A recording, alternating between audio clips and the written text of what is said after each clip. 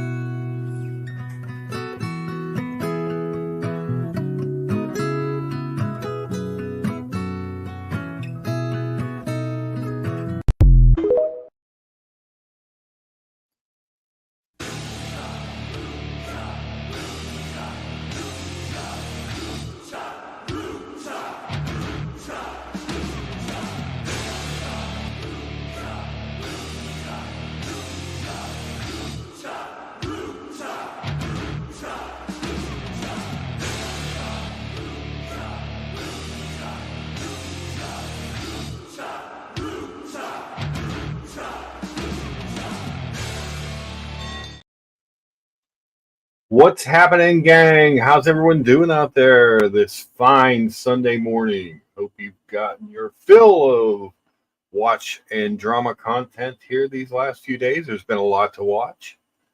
Nice to see everybody hanging out at the bro house. Nice to see Curly documenting all the shenanigans going on. Interesting to see Buckley on a different show, I guess. But hey, what are you going to do? But Logan Hall is correct. I have entered my sandwich into the BLT challenge. On the screen in front of you is not breakfast today. By order of, well, not order, but request of Curly, I made a BLT.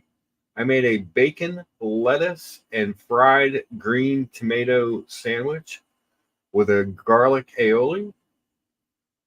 And I made a tomato basil, well, I call it tomato bezels soup. Tomato basil soup to go with it. That was dinner last night. A couple gherkins I had sitting in the fridge with it. Delicious. Who doesn't love a fried green tomato sandwich? Or a BLT. Good morning, Arco. Good to see you here. Good to see Rufus, Mr. G. How's everyone doing today? The link is pinned at the top, but we will obviously throw it into the chat as well in case somebody wants to pop on the panel and chat about whatever. As my little public service announcement said at the beginning, I really don't want to get into a lot of the drama, but it is what it is. You know, I hate to, it's scary to me when I see someone who can lie with such ease and eloquence, and just thinks nothing of it. So those type of people are scary.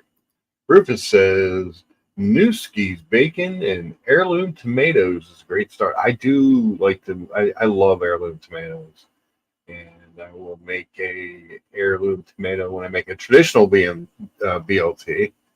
This happened to be the fried green tomato version. Who doesn't like that?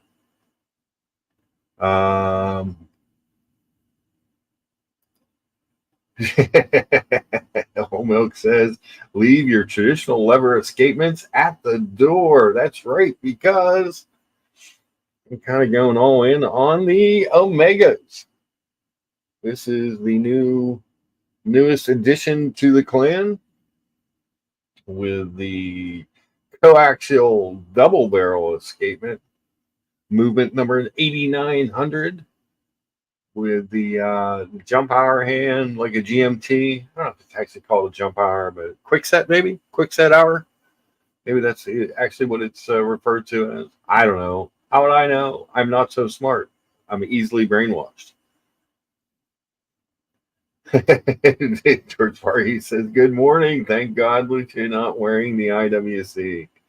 Oh, George. The hatred for the, I almost bought this was almost an IWC. I had a deal in place for a big Pilot's 43 and it fell through. It fell through at the last second. I wanted to replace my go anywhere, do anything blue Zenith with something blue, something go anywhere, do anything. And I've often said on streams before, maybe the greatest go anywhere, do anything watch, manufacturer watch is the Aquaterra, and this one is stunning. The light play off of that dial is amazing. I cannot say that I'm unhappy with it. I love it on the rubber strap. It's much more comfortable. I like the look of their bracelet, but the bracelet itself never wore that great on me, and it has zero micro adjust, which was an issue. So we're going with the rubber strap. I did order a dark blue rubber strap, so I'm not sure. I mean, this works great in the summer. It does look nice on the watch, but I'm not sure that the light blue will be a forever all season color, we'll say. I think the dark blue will at some point will be better. And I did get it with the deployant clasp as well. So there would be an extra deployant in the system, which is never a bad thing. And maybe I'll take that one off and put it on. I'll see if that'll fit on the CK59. That's the one thing I don't like about that one. The tang buckle is beautiful on the CK59, but it doesn't, the way it's set up, it doesn't go in and out of there real easy. Where did I put those? I'd set those aside somewhere here to keep them close, and then I lost them. Silly me. As you can see, the JLC box is behind me over here, and so as they were quick to point out, I may not see that watch till September now. That got delayed so bad, which is horrifying. Just horrifying news. I just set those damn watches somewhere. I don't know where I put them. Maybe I left them in the other room. You never know. I was going to show the class on the CK859. Hold on one second.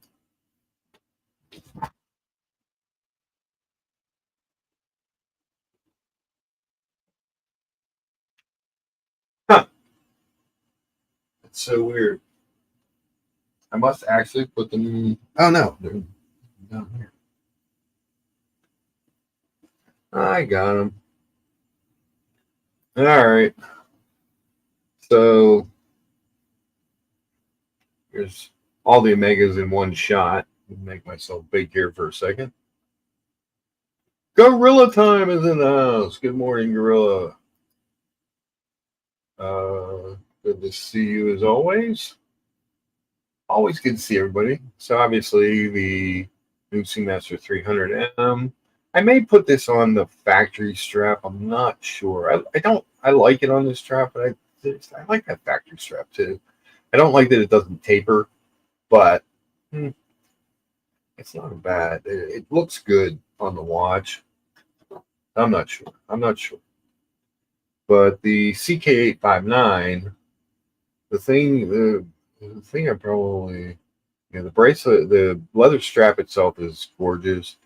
This is gorgeous, this tang, but it does not, it's not easy to use. So I think if I may try one of those Omega deployants on it, see if that'll fit, make it a little bit better. In my eyes, not in everyone's eyes. I know some people love the tang buckle. I am not necessarily one of those people. Turkey Vulture, good to see you in the chat. I do not own a Speedy. I know, that makes me a weird Omega fan, not owning a Speedy. Nor have I ever owned a Speedy. I've not owned many chronographs in my life. Never really my favorite. I'm a simple, I like a cool looking dial, so like I always thought this was the best Seamaster dial with the wave pattern, with the white ceramic, with the black ceramic bezel.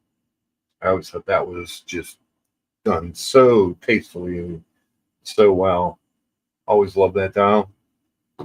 And this dial obviously just pops.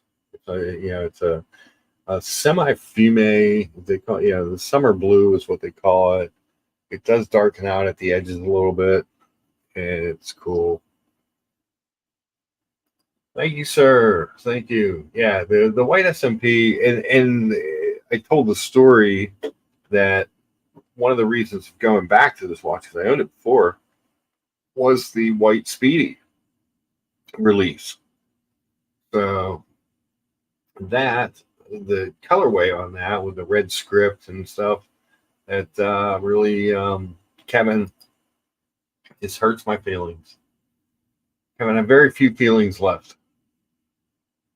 And you're just hurting them. Why does Omega stink? It just smells like a watch to me. Yeah. Smells a little bit like my cologne. Actually, I don't think it stinks in it at all. Turkey Vultures laughing at Kevin. Kevin says, "Get a Grand Omega." Oh, jeez. Grand Seiko fans, just never happy. They're just never happy. What are you gonna do? Let's go back to my bacon, lettuce, and fried green tomato sandwich, and my tomato basil soup. My bezels tomato soup. Delicious, delicious. I say. What do you guys think? Any thoughts on the using fried green tomatoes in a BLT? Is that cheating? Or garlic aioli instead of just straight mayo? Is that cheating? Or combining it with soup? Does that make it just ultra delicious? Kevin says that looks good. It was really good. It was really good. Great Seiko's dual impulse escapement is next for Lucha. I can't wrap my mind around it. It really starts with the name, the Grand Seiko. I like Seikos. Owned a lot of Seikos in my life. I own a few now. Just can't wrap my mind around the name Grand Seiko to start with. Then I go, even if I see something that's kind of interesting, and then you go to find it in their catalog, nothing has a name. It's all codes and model numbers. And it's like, just Orko. I did make the soup. I did make the tomato basil soup. Love tomato basil soup. One of my favorites. You guys know I show a lot of the food I cook, but for years I was known as a soup guy, right? Because I made a lot of soups over the years. I don't do it quite as much anymore. Cooking for one, post divorce, post breakups, it's a little bit harder to because you can't. It's hard to make a small soup. So, but I've made a lot of soups in my lifetime. I like soup. I like soup more than I like Grand Seiko. Take that, Kevin. Marcus says, no soup for you. No soup for you. 2 weeks. That was a great episode. But soup is delicious. Turkey Vulture likes soup. He doesn't mind. I mean, soup and sandwich, just a great combo. I got some fresh mixed spring mix for the greens on the sandwich. So I kind of cheated on the garlic aioli. I don't know if it's cheating, but I took some regular mayo, and what I did was I roasted some garlic, and then I put and some shallots, garlic and shallots, and I threw those into the blender and blended those up real good and smooth. Add a little bit of onion powder, a little garlic powder, pepper. No, maybe yeah, and Duke's mayo. And I took some of the Duke's mayo out, put it into a bowl, and combined all that stuff together, and that was kind of how I made my garlic, what I called my garlic aioli for the sandwich. But really good, really different. Hard to beat a fried green tomato BLT. I'm sure somewhere in the suburbs of Chicago, Curly is pleased. I love butternut squash soup, so the key to butternut squash soup, some people just like to cook down the butternut squash, because it's really hard. You need you roast your butternut squash. You cube it and roast it to get some caramelization on there, and you cook that down in some broth and add your spices. And you can make butternut squash soup. You can make just a traditional butternut squash soup. You can curry it. You can do all kinds. You can spice it. You can do all kinds of stuff with it to change up. It's really good. It's really good. Kevin says, with the aioli, your BLT became grand. The grand BLT. I just thought I'd get my entry out there early. That's all, you know. And like I said, it was delicious. So I still have some fried green tomatoes left, or some green tomatoes left. So I may do something with those tonight. I might make. If you guys have ever seen a Permanente sandwich, it's a sandwich with whatever your meat or protein or vegetable, whatever you want to put on there, with coleslaw, tomatoes, and fries on it. I'm thinking, what if I made a fried green tomato Permanente style sandwich? Permante's is the Permanente brothers, a big. It's from Pittsburgh. How would you eat butternut squash not in a soup, parboil, and roast? So I have had roasted butternut squash before, where it's literally just roasted butternut squash, and it was served with a maple butter. It was just kind of chunks of it, and I would imagine you could literally make mashed butternut squash. I'm sure. I'm sure there's a lot of different ways you can eat it, but I normally do it in soup because soup is delicious. Who doesn't love a good soup? It's hard to beat. I was looking at something today, though. Just to catch everybody up.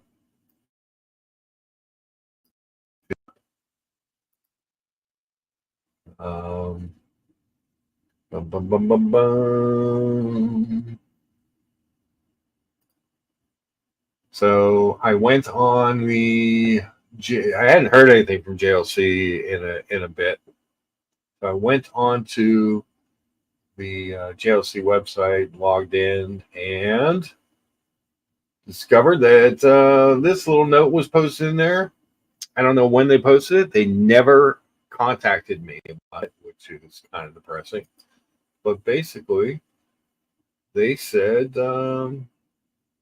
my new estimated, we regret to inform you that we require more time than originally anticipated. New estimated ship date, September 9th, 2024. That's like 5 months.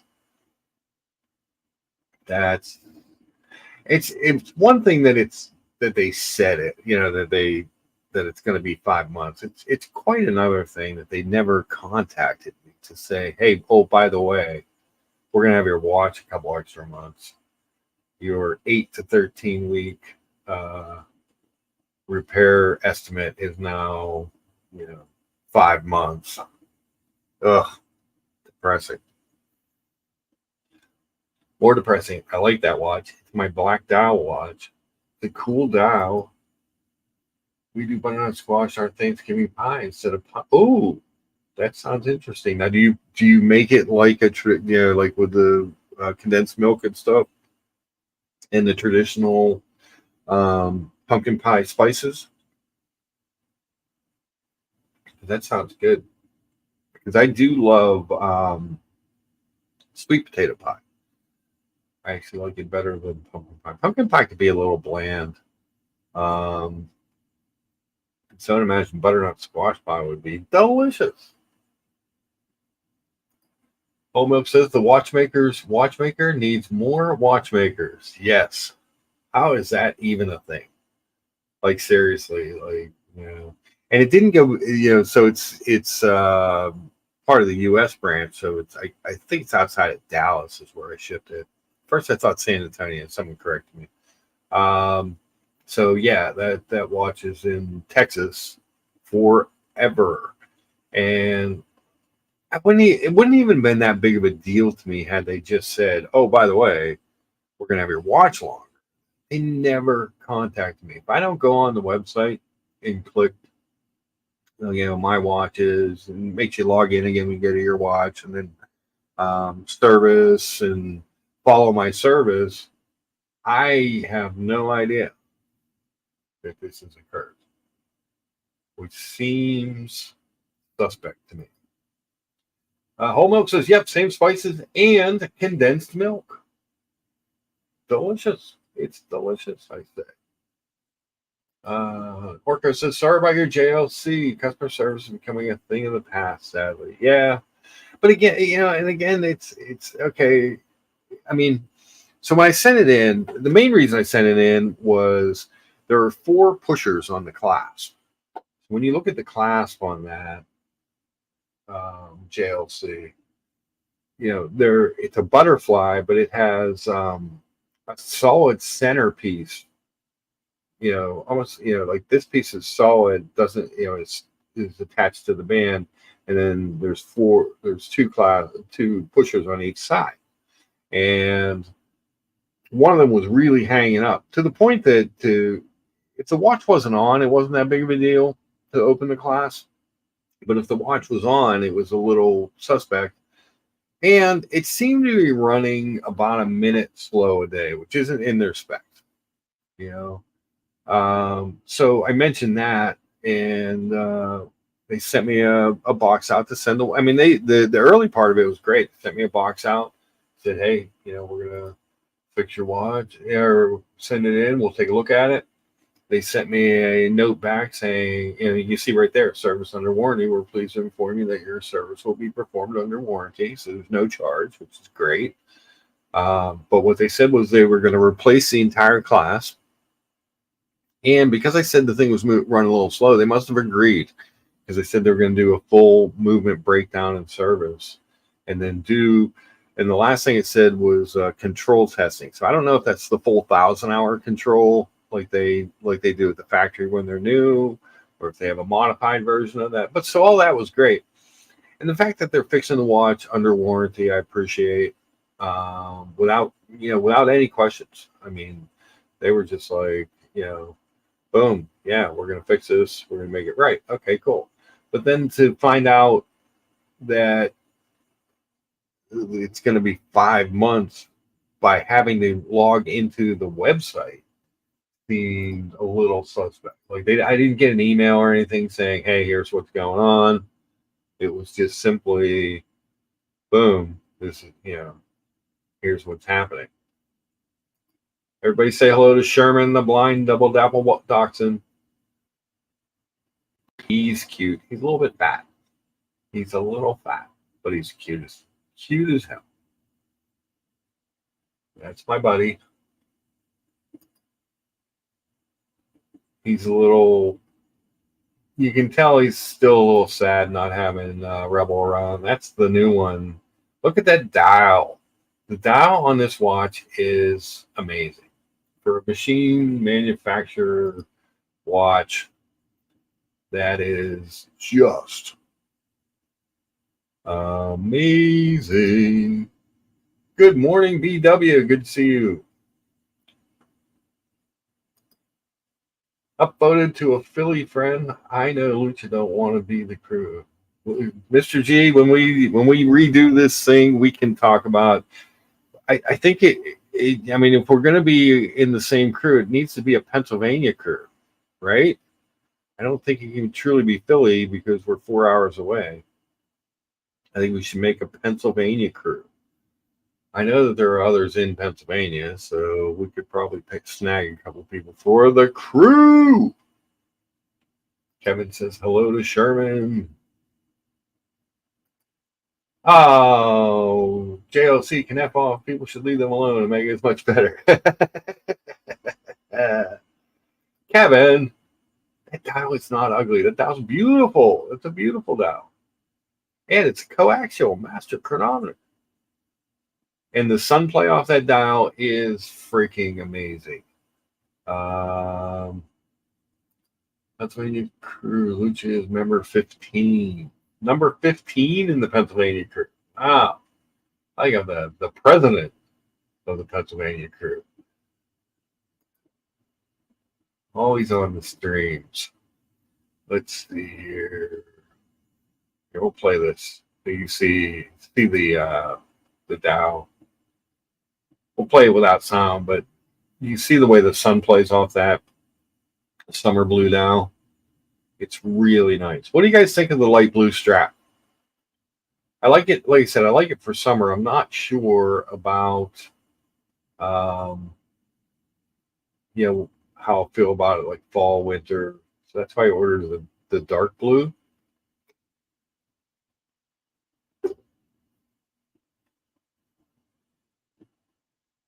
I just thought they did a really good job on that watch. And when the deal fell through on the IWC, George, you'll be very happy to know that I did not buy an IWC. I bought an Omega instead. I started looking at blue watches. I saw this, and I remembered Mathis and Double Crown were at an Omega dealer, and they were sending me pictures and videos of this watch. They're like, we know you like the Aquaterras. You need to see this. They're like, we can't do it justice. It's beautiful, blah, blah, blah. So that was in the back of my head. And then the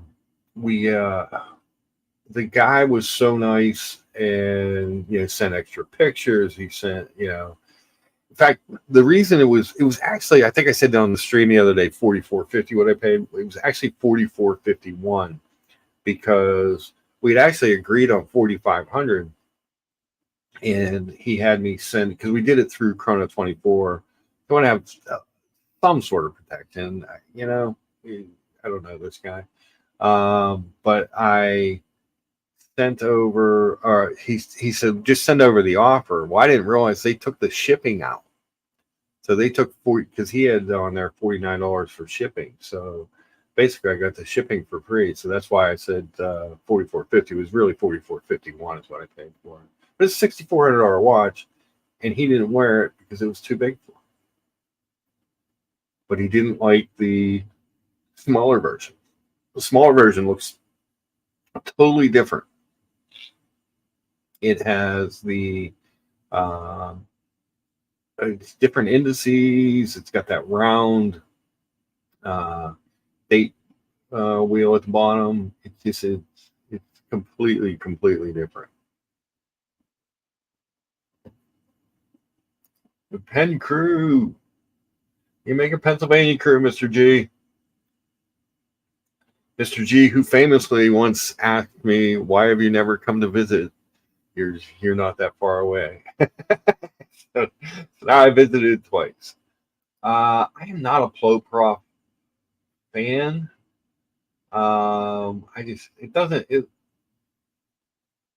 There's tool watches that just looks like some kind of instrument. I just don't. Was never my thing. I'm a very traditional. I mainly like 3-hand watches. That makes me boring, but that's what I consider to be a watch. George Faries. Hey, good morning. Good morning, Mark. Sir, how are you? Beautiful Sunday in the West Coast, and nice time with a little bit of the family, and having a little lunch and cool. Dinner. We'll see how's things over there. Things are good. Was it graduation weekend? Last weekend. Last weekend. Yep. Did you give him the watch? He was pleasantly surprised and shocked. Nice. So, yeah. So good times. Absolutely. So I thought I'd just hop on and kind of spend a little bit of the morning with you. Yeah. I appreciate it. It's always good to see it. Yeah. Not like there's any drama going on the street. No, nothing like that. I don't know if you saw the very beginning of the show. I just gave a public service announcement. Just saying that. If that's your thing, probably isn't your show. I'll say a prayer for him. I think it's terrible.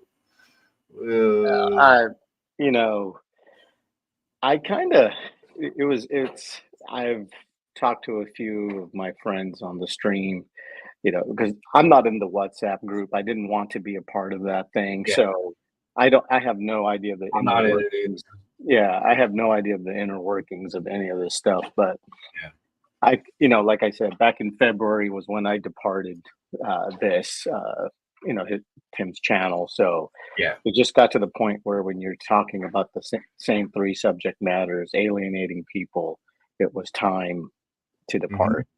And I think I made about 4 or 5 phone calls, and I think I called you because I knew Yeah. you were still with Tim at the time, and I didn't want your channel to be gone to the gulag treatment or anything like that. So, but it's actually, as a father, it's kind of painful to see what's happening to Yeah. to him. It's really painful.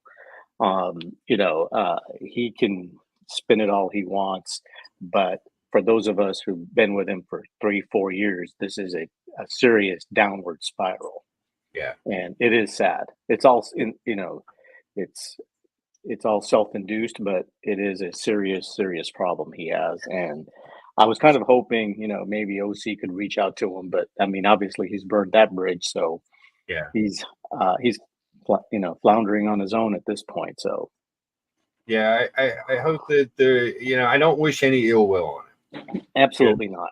Nobody And, does. you know, I hope he gets some help, but Yeah.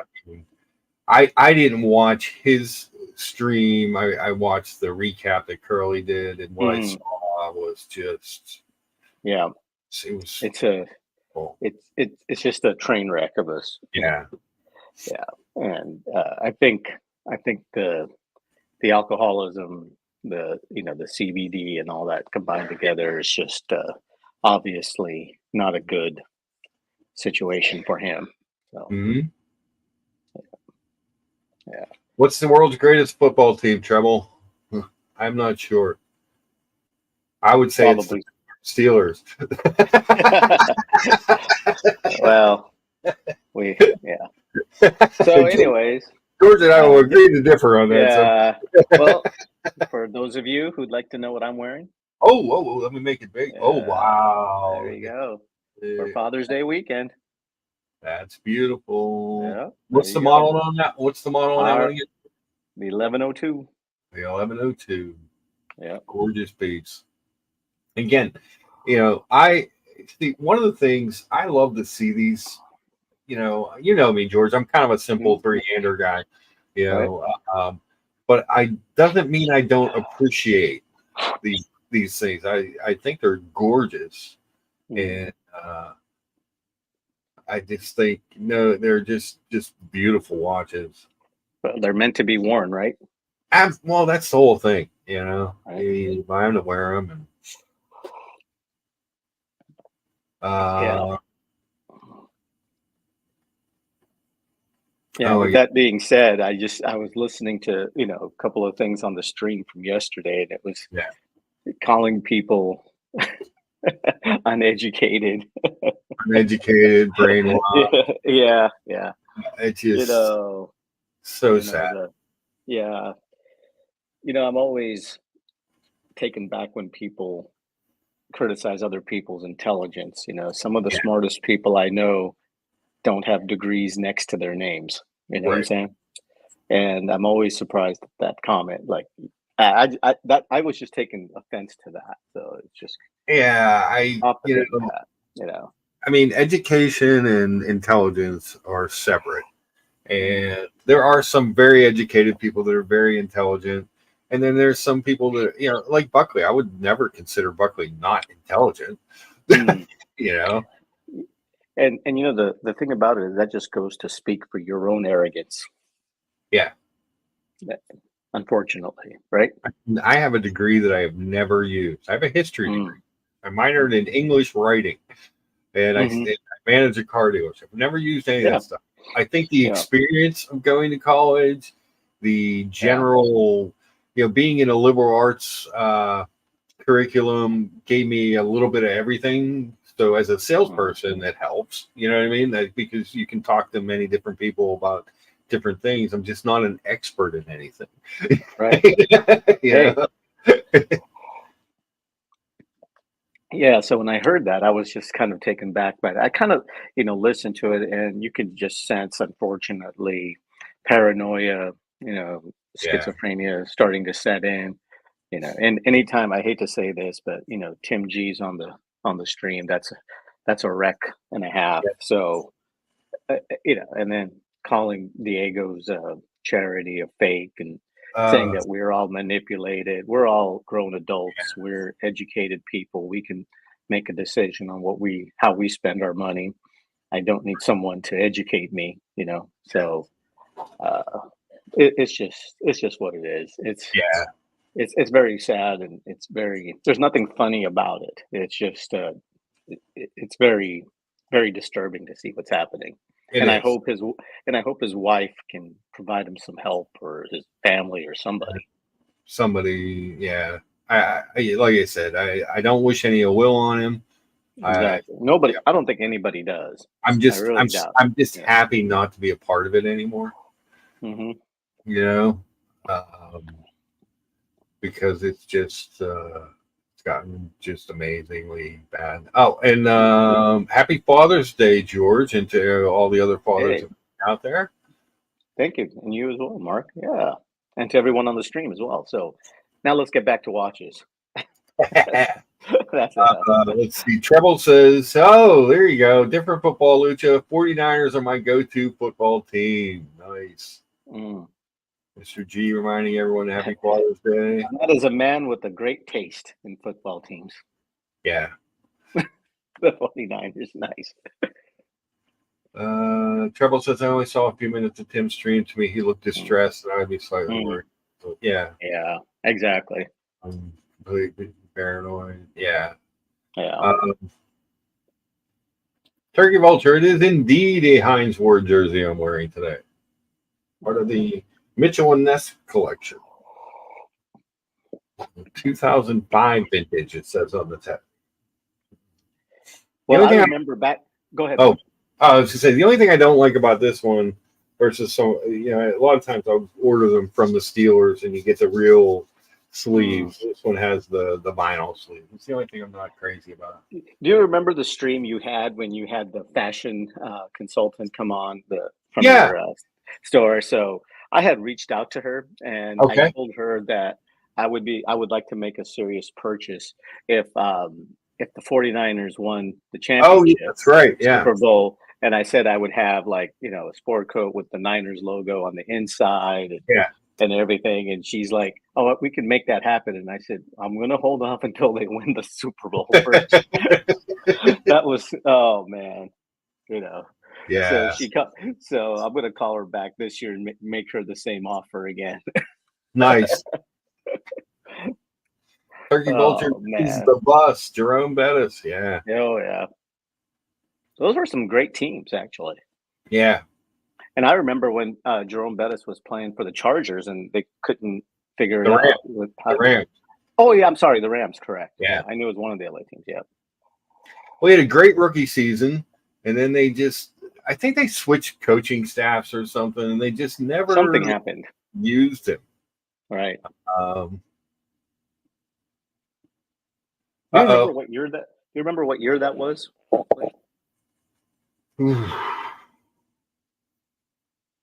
I'm going to look it up because I don't. That had to be the 90s, right? I think it was later than that. 2000s? Yeah. Was it before Vermeil took over the Rams? Or? I think it was. Because I think Vermeil inherited that criminal dude from Nebraska. Yeah, Lawrence Phillips. Yeah. Yeah.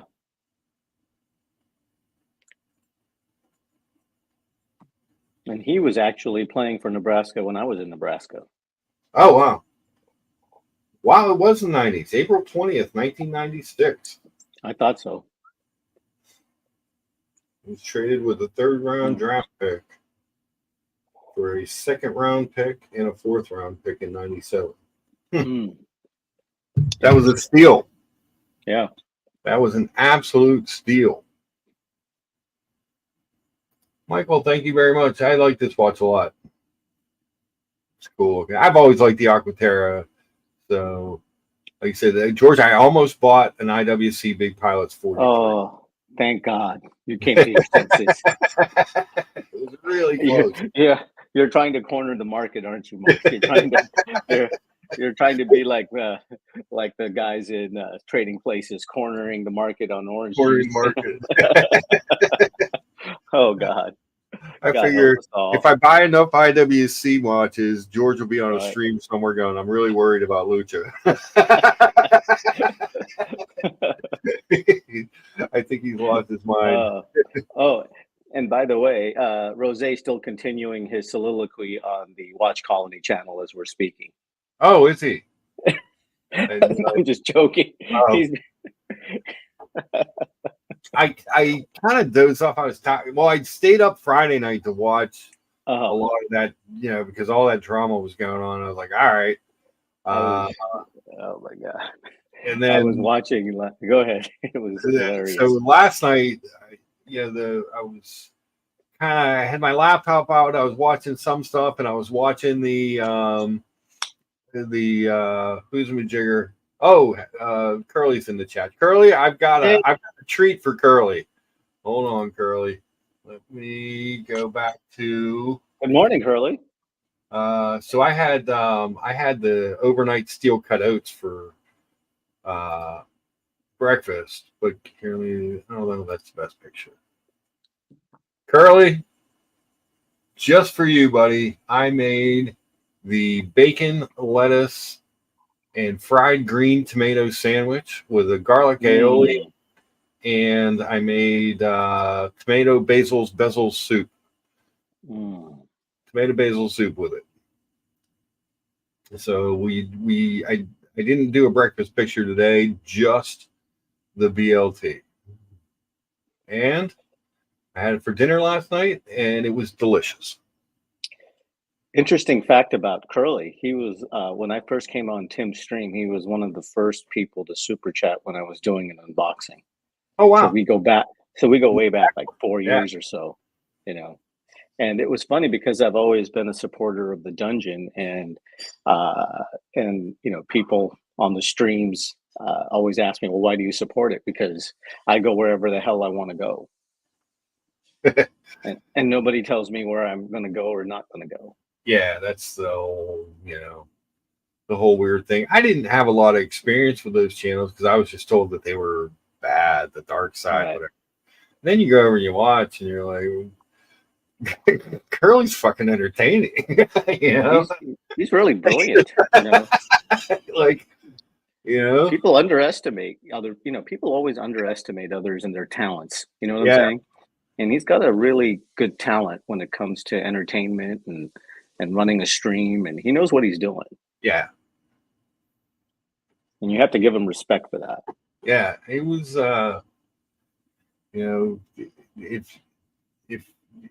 if you don't agree with his opinion, you can still see the logic behind which he, there's, sure. I don't always go, oh yeah, I'm 100% on that, but the logic with which he shows, and he back, like he always says, I got the clips. He backs it up with the clips, and he goes through it, and it's entertainment, and that's what isn't that what YouTube is supposed to be about? Being entertained and learning, right. I first came to YouTube watches. I was looking at a couple different watches, and I was recovering from the heart surgery, so I had a lot of time.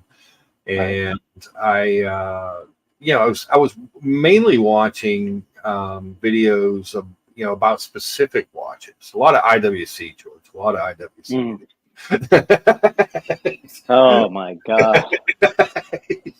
No wonder it took me so long to heal. Must have been a combination of the anesthesia and the IWC. Oh my Lord! But they were a lot of, and then I started to find. I found Oshin's channel by looking at watches, and then I found out he had a live stream, and then he mentioned Tim, so then that's how I ended up, where I did. I actually started with Archie. Yeah, you're an Archie guy.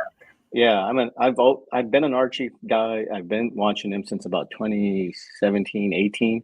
And one of the first episodes I've ever seen him do was, I think I may have recounted this, was I think he was in Hong Oh, Kong. And did I tell you that story about when he no. was in Hong Kong? Okay. And you're gonna like this. So I think he was in Hong Kong. He was wearing like a dress shirt like he normally does and some shorts and a flip flop, Yeah. and he was going between boutiques, and he went to I think it was IWC of all boutiques, right? And there's like a security guard up front, and they wouldn't let him in because they said he wasn't dressed appropriately, you know. And it was funny as hell. Then he's like saying all this cuss words and everything, and then the security guard escorts him out of the area, That's hilarious. and it was just hilarious. That's great.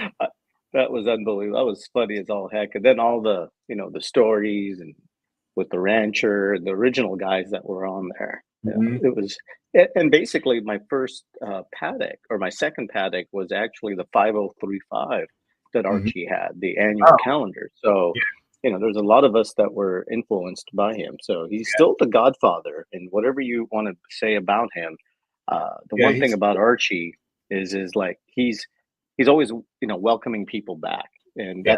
that's a great character trait to have. Mhm. And he's I've never had anything against EC3. It's just at the time then Tim came on, and he was had a little bit more personality, and he was more engaging.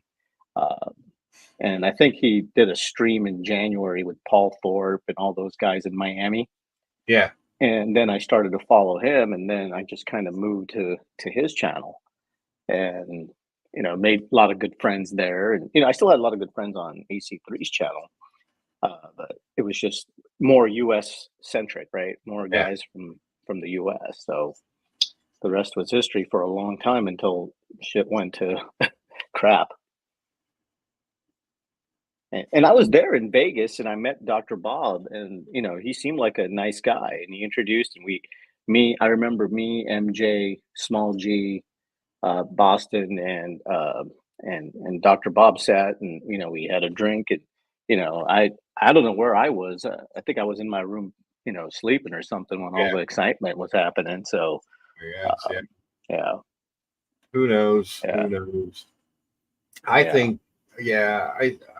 It just seems like I think maybe Dr. Bob may have misheard something, or he misconstrued something. That's what Yeah. it sounds like to me. So Because I remember Buckley and those guys complaining about because there was a lot of people complaining about the dinner, mhm. that they didn't know that there was a private dinner, and they were all thought they were going to meet up with Tim again, and there was, Mhm. I And, remember that. and I heard about all that, and I'm like, well, okay, there's so there is, so what? Who cares? We're Right. all adult people, Exactly. and you're in Vegas. If you can't find something to do, then you got a problem. Right.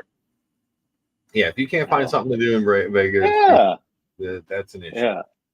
But Now, I do have to give OC a lot of credit though. He did organize the watches, going to, I think it was Watches of Switzerland or Booker. I can't remember which one it was, but he did organize all that, and it yeah. was well done. They closed the boutique for us, so much props to him for that. Yeah.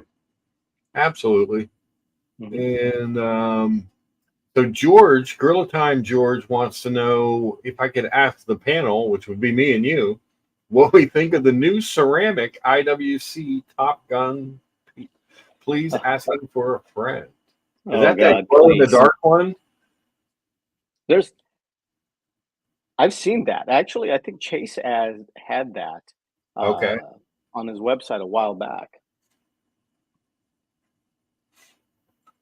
Yeah. I I think thought that's I saw it on the there. new glow in the dark one. Wasn't there one that was ceramic that was also? That's not the Mojave edition, but there was another one that was ceramic, wasn't there? There was the Mojave's the tan one.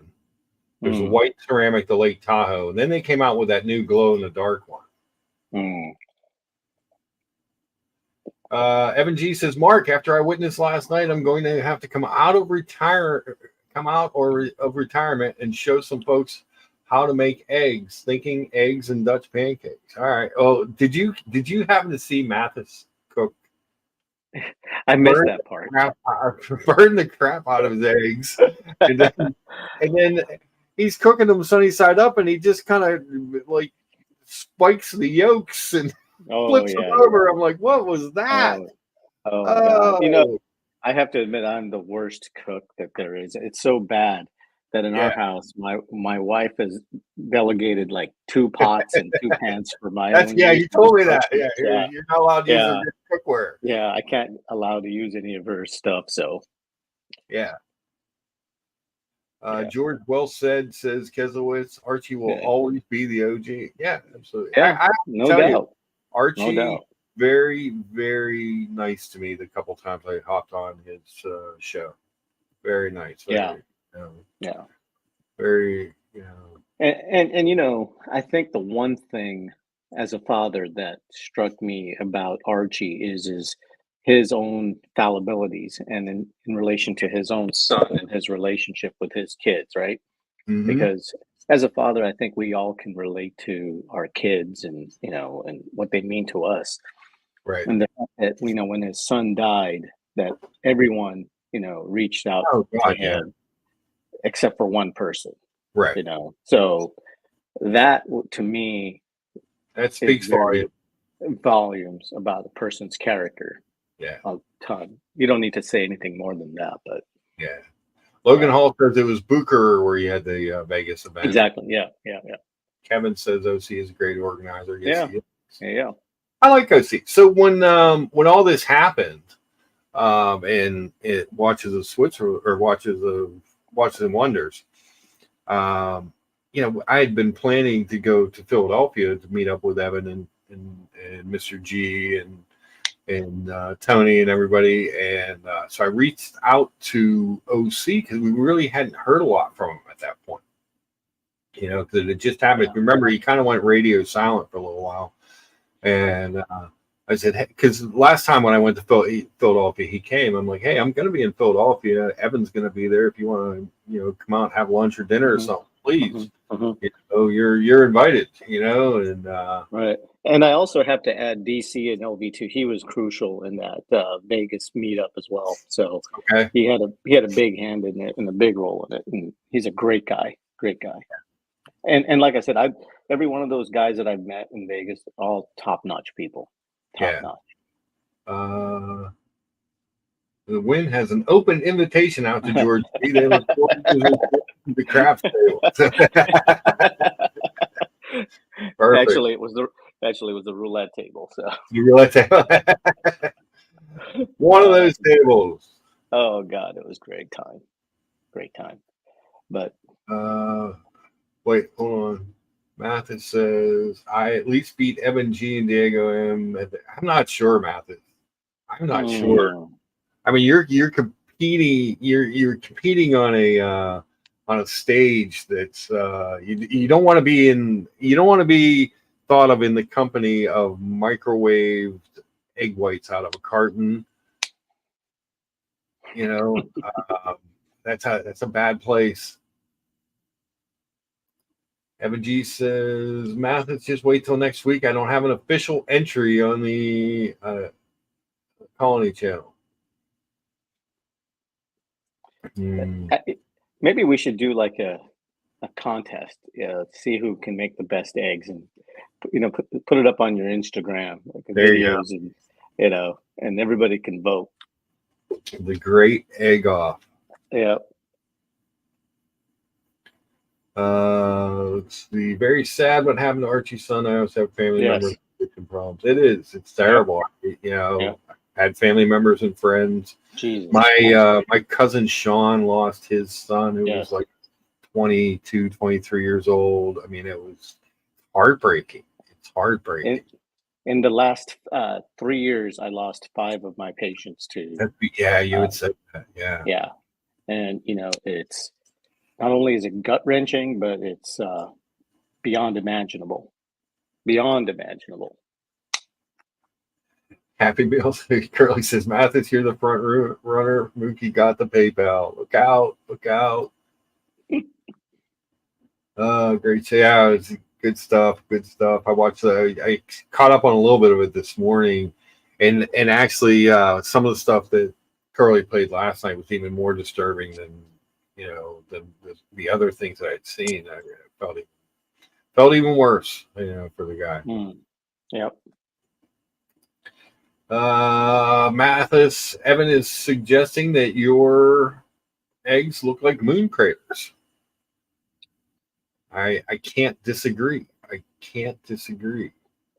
BW says Mathis gets an extra 100 points for cooking his eggs in bacon fat. The problem with cooking them in the bacon fat is the edges burn really quick. The edges get brown.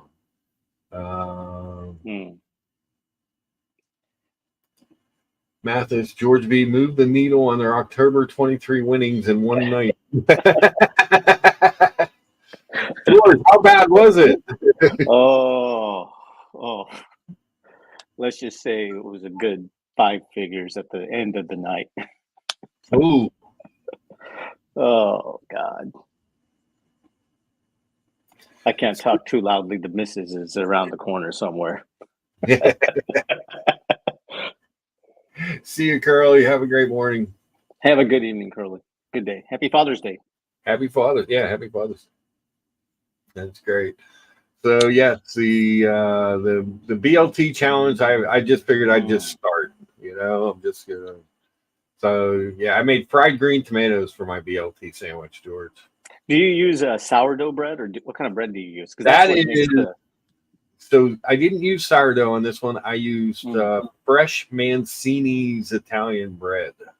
Okay. Fresh Mancini's Mancini's makes all the bread for the Permani Brothers restaurants in town. Their bread is in the city, just widely. Oh, I forgot to show Curly his portrait of him behind me. Curly, if you're still around, let me just duck down and show you the portrait. Get big here. Yeah, I've been told that this is Curly in the background. Aha. So Curly, you might be gone, but you're always near to our heart. You're always in our heart. And our stomachs, because this is next to my dining table. Logan Hall says it was so bad that George and I had to do some retail therapy at Canal. Oh, yeah. Yeah, what do you do when you have losses in Vegas? You go out and spend more money in retail therapy. It was great. Evan G, we could do the BLT channel anywhere you guys would like to. I've already entered my bacon, lettuce, and fried green tomato sandwich with garlic aioli and tomato basil soup.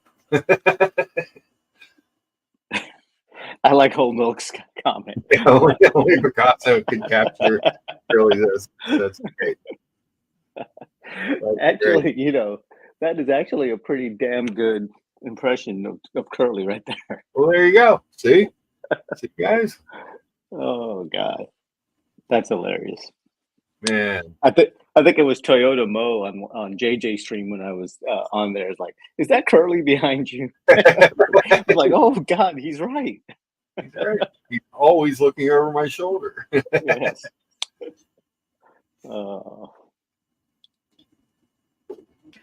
Uh-oh. Evan G or Logan Hall says, Evan G, if you want to fire up a colony stream in a few hours, I'll make mine live with you. Oh, there you go. Challenge. Look out. I just enter the end product. I don't want to give away all my secrets. I gave away my garlic aioli secret. So but that's Evan says, I have to go grocery shopping. Mine will be next week. What? You don't just have tomatoes and bacon and lettuce and bread just laying around?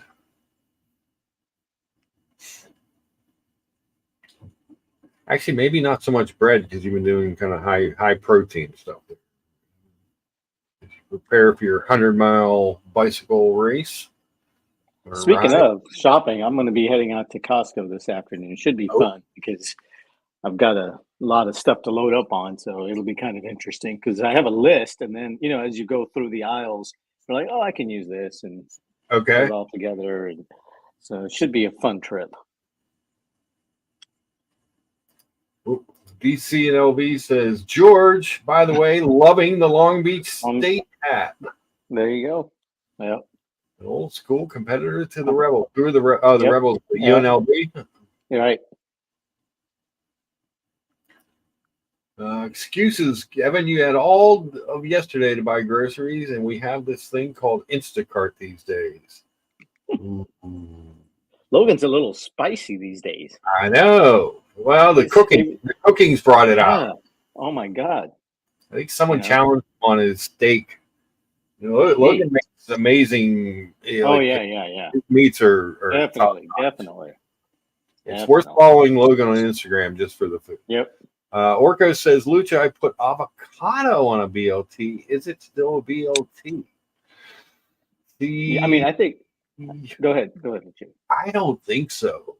Because it's BLT. You got to have avocado. You got to have the avocado. I have the avocado. Oh. I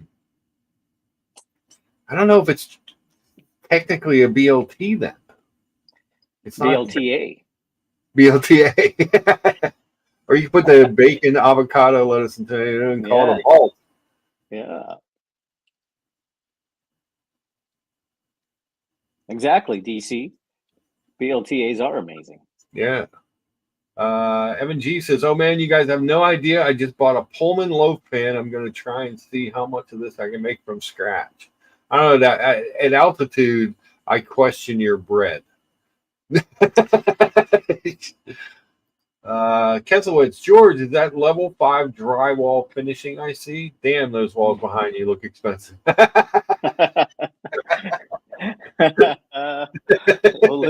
Only if you knew. The Patek Philippe of walls.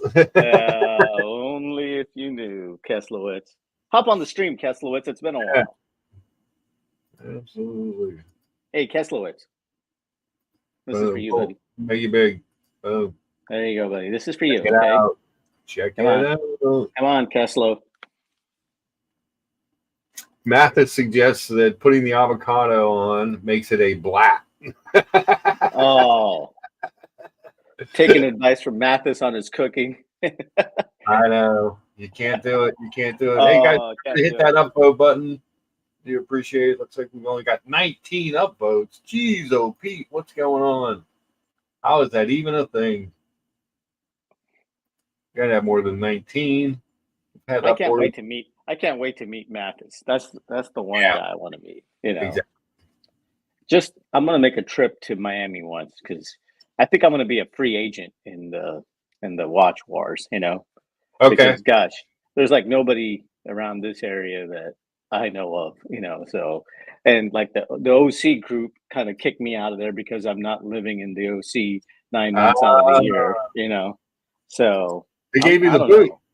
They gave me the boot because they said I'm not a local resident for more than 9 months out of the year. So I'm like, okay, well, being in the Northwest, there's like not many here. I think Birmingham and I think Eddie is it, and Eddie's in England most of the time. That's true. Yeah. Trust me, Mathis. When I come to Miami, you won't know what mayhem is until I get down there. Absolutely, I can't wait to meet Mathis. Yeah, I can't. We should do like a winter get together, in Miami. Because I know I'd like to get the hell out of here in January or February. You know what I'm saying? Yeah. Head down to Miami and hang out with Mathis and take him around and. Light up cigars in his face and hit the clubs and it'd be fun. We could go during the Super Bowl week because we know neither one of our teams is probably going to be in. Speak for yourself, Mark. Speak for yourself, Mark. Evan G says he does not have enough land to grow meaningful amounts of wheat, so I buy my wheat berries when I'm milling. Yeah. And the interesting thing is with Mathis and Logan Hall, these two guys were with Tim for years and years and years, especially Logan Hall. And, Mathis, the way he treated Tim when he came down to Miami was like God, like a brother. Oh yeah, And to see what happened is just unfathomable, it is. It's hard. It's totally unfathomable to me. That's awful. Morning, boys. Good morning, Mr. Keselowitz. How are you? Hey. Good. How are you, Mark George? You smoked me out with the Richard. Hey, come on, Keslow. I know you'd like it. So, bro, I just picked up a new piece last week. Oh. And we'll get to that another time. But my point is, as we were wrapping up the deal, the owner of the shop was wearing a RM11, and he's like, "Here, try it on." And I was like, bro, come on, that's not in my league. That's in the stratosphere. He's like, "Oh, you'll get there one day." And he gave me the motivating words, and I was just like, maybe I will get there one day. What was it, Keslow? You said RM11? Yeah, I'm not good with the models. It was a rose gold one with the white strap. Whatever that means, and it's got the numbers on it. I think it was the RM11. Okay. Which one do you have? The 1102. Yeah, see, there's extra numbers. I don't even know. It looks great, man. When someone walks in the room with that, dude, it's just like there's like an aura. It's like, holy shit. Do you get that? Do you get a lot? You must get a lot of comments on that. No, you know what, Kessler? The issue is nobody knows what the hell this is. Right. So where I live, nobody knows what it is, and that's fine because I can wear it more often, and I appreciate that. But like in LA, I'm sure it's a whole different story. But most of my friends think it's like a cool kids watch, and I said, okay. They don't know. Yeah, no, you're probably right. There's so many. I get caught up, in this whole watch frenzy. There's so many people that don't know what the hell any of this stuff is, unless it's even Rolex. Right. You know what they know, Keselowitz? Omegas. Everyone knows Omegas. Yeah. Yeah. So, Keslow, can you drop us a clue of what you got at all? Man, I don't want to give anything away. It's next level. It's next level. Okay. Let's put it that way. I stepped it up. Oh, nice. Very cool. I'm very happy. It's a beautiful thing. I guess anytime you get a new piece, you're happy, right? Yep. Always. Oh, yeah. But always happy. Yeah, it's definitely a tier above. So good for you. Yeah, man, I'm really happy. So maybe on JJ's. I think on JJ's on Wednesday, I'll throw it on. Oh, nice. Great. Have you been wearing it, or have you just been kind of waiting to unbox it first? No, all right. No, I wore it out of the store, and nice. Yeah, man, I can't take it off. It's a beautiful thing. But, hey, Mark, can you do me a favor? Can you pull up Mathis's comment real quick? Sure. What we got here? About the very sad part.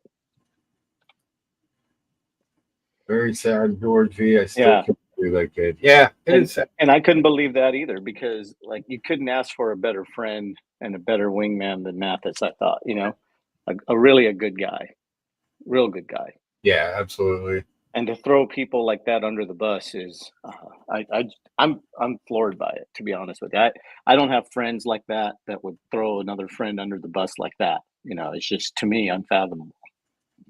It is. I was trying to see if I could find this watch that Keselowitz was talking about. The RM.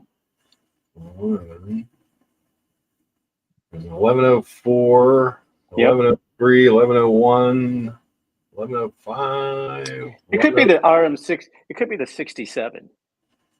It looked kind of like a skeletonized dial. Oh, okay. Then it's hard to tell.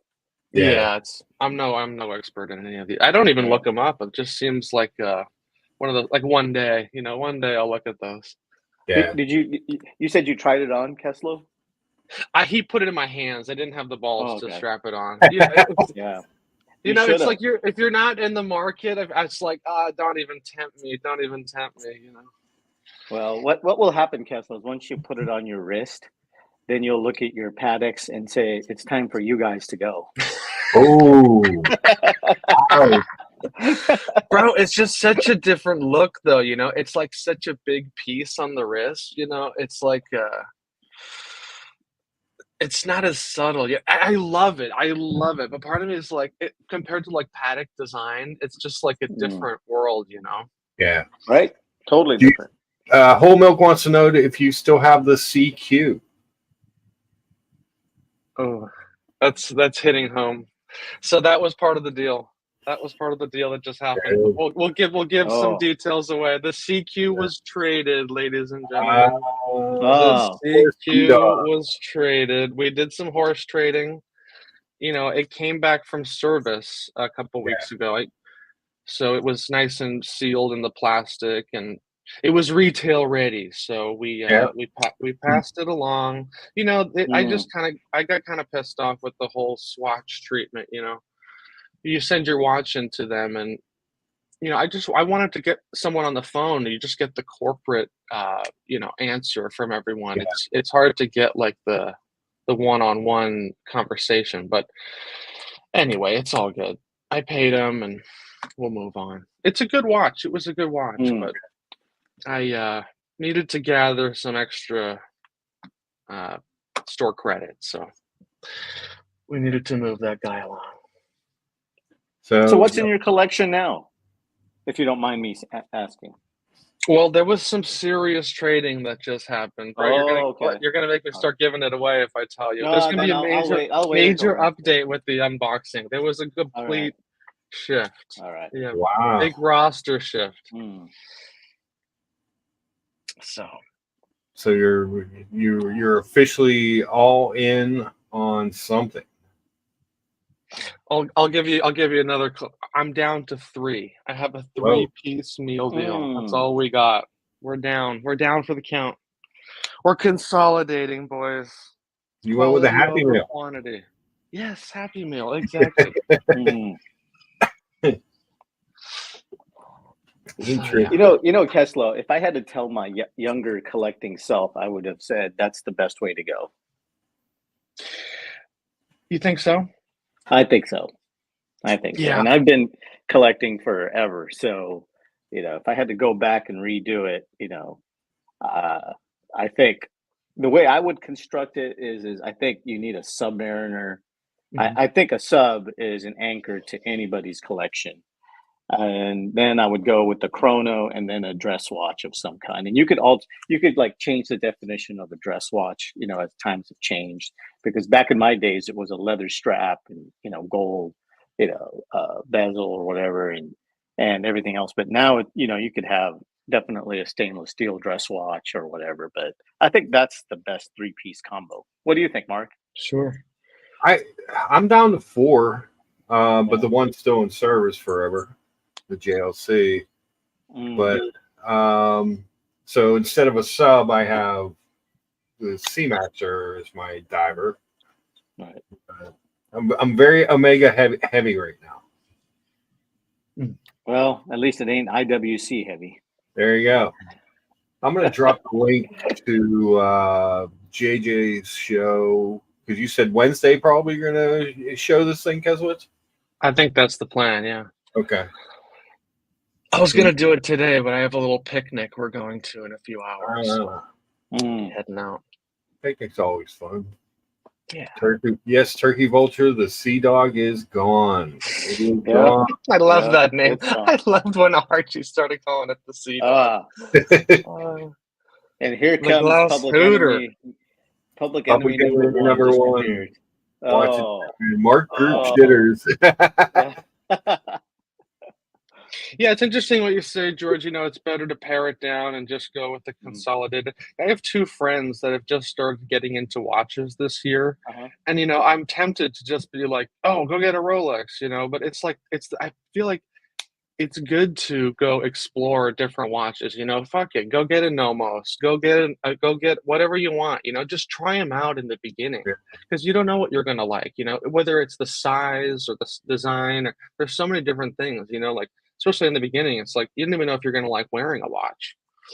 But Yeah, I I'm agree with tempted that to like statement. I'm tempted to like push people like, oh, don't waste your money on things that are gonna go down in value. But it's like I think that's part of like the beginning phases of like trying stuff out, seeing what you like, and then kind of paring it down and like, okay, I don't like this, I don't like this. Okay, just stick with whatever it is.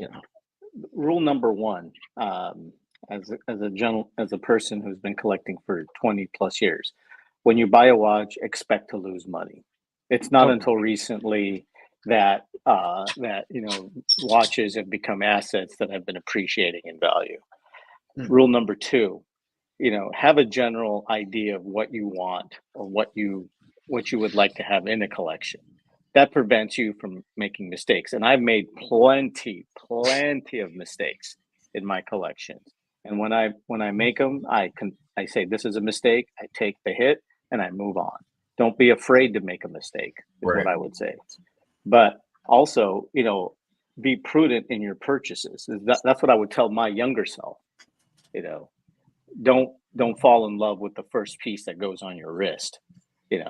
Wait, think about it, do the research, and buy it. Don't buy it half buzzed, like I have on a couple of occasions.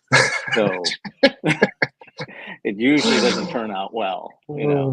So look, I mean, it's just a guideline, that's all, and everybody's different. And you're right. If you want to try a Nomos or a Oris, which I have, it's all fine and dandy. But just realize yeah. that's not those are good starter pieces, but that's not where you want to end up necessarily. That's a good line. I should tell them that, because when I brought up Nomos, because that's what one of these guys brought it up. He brought up the, those very colorful dials they're coming out with. They're like they're 1,500, $2,000. Yeah. They're actually kind of cool, fun, young looking watches. But when he said Nomos, I was like, of course, our bias here talking watches all the time. I'm like, no. In my mind, I'm like, no, you don't want that. And I'm like, why am I telling him that? Like, that's he found this on his own. Like, just go for it, fuck it. Maybe you won't like it in a year, but. And you know what, Kessler, there's a lot of people that spending $1,000 on a watch is a lot of money. Yes, And, dude, 100%. And I always respect, I give people, if they're buying an RM or if they're buying an Oris or a Nomos, I value them equally, because for them, one guy spending $200,000 on a watch is about the same as one guy spending $800. Right. Yeah. Percentage wise. Yeah. You're probably, exactly. It could be. Exactly. So there's no poo-pooing somebody who gets an Oris as a first watch. And like I said, I have an Oris, I have Mings, I have Breitlings, I have Cartier, I have Tudors, so you basically go through, like a collection, like through life. And it's a journey. And, if you start at the finish line, it makes the hobby so much more difficult to enjoy. Yes. But that is so true. Evan says it's good to start in low mid tier to see what you like, and it also helps you appreciate it if and when you do move up. Yeah, absolutely.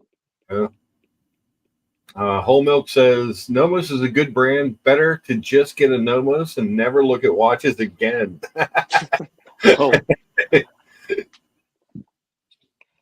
Yeah, I remember, like, Rados. You guys remember Rados back in the day? Oh yeah, sure. And I always thought that those were the bee's knees, and it was like, oh, what a great watch, and it looks awesome. And then you're like, well, for at the time, the 80s, it was like $600-700. That was a lot of money, and absolutely. it was absolutely crazy, what they were asking for that time. But so be it.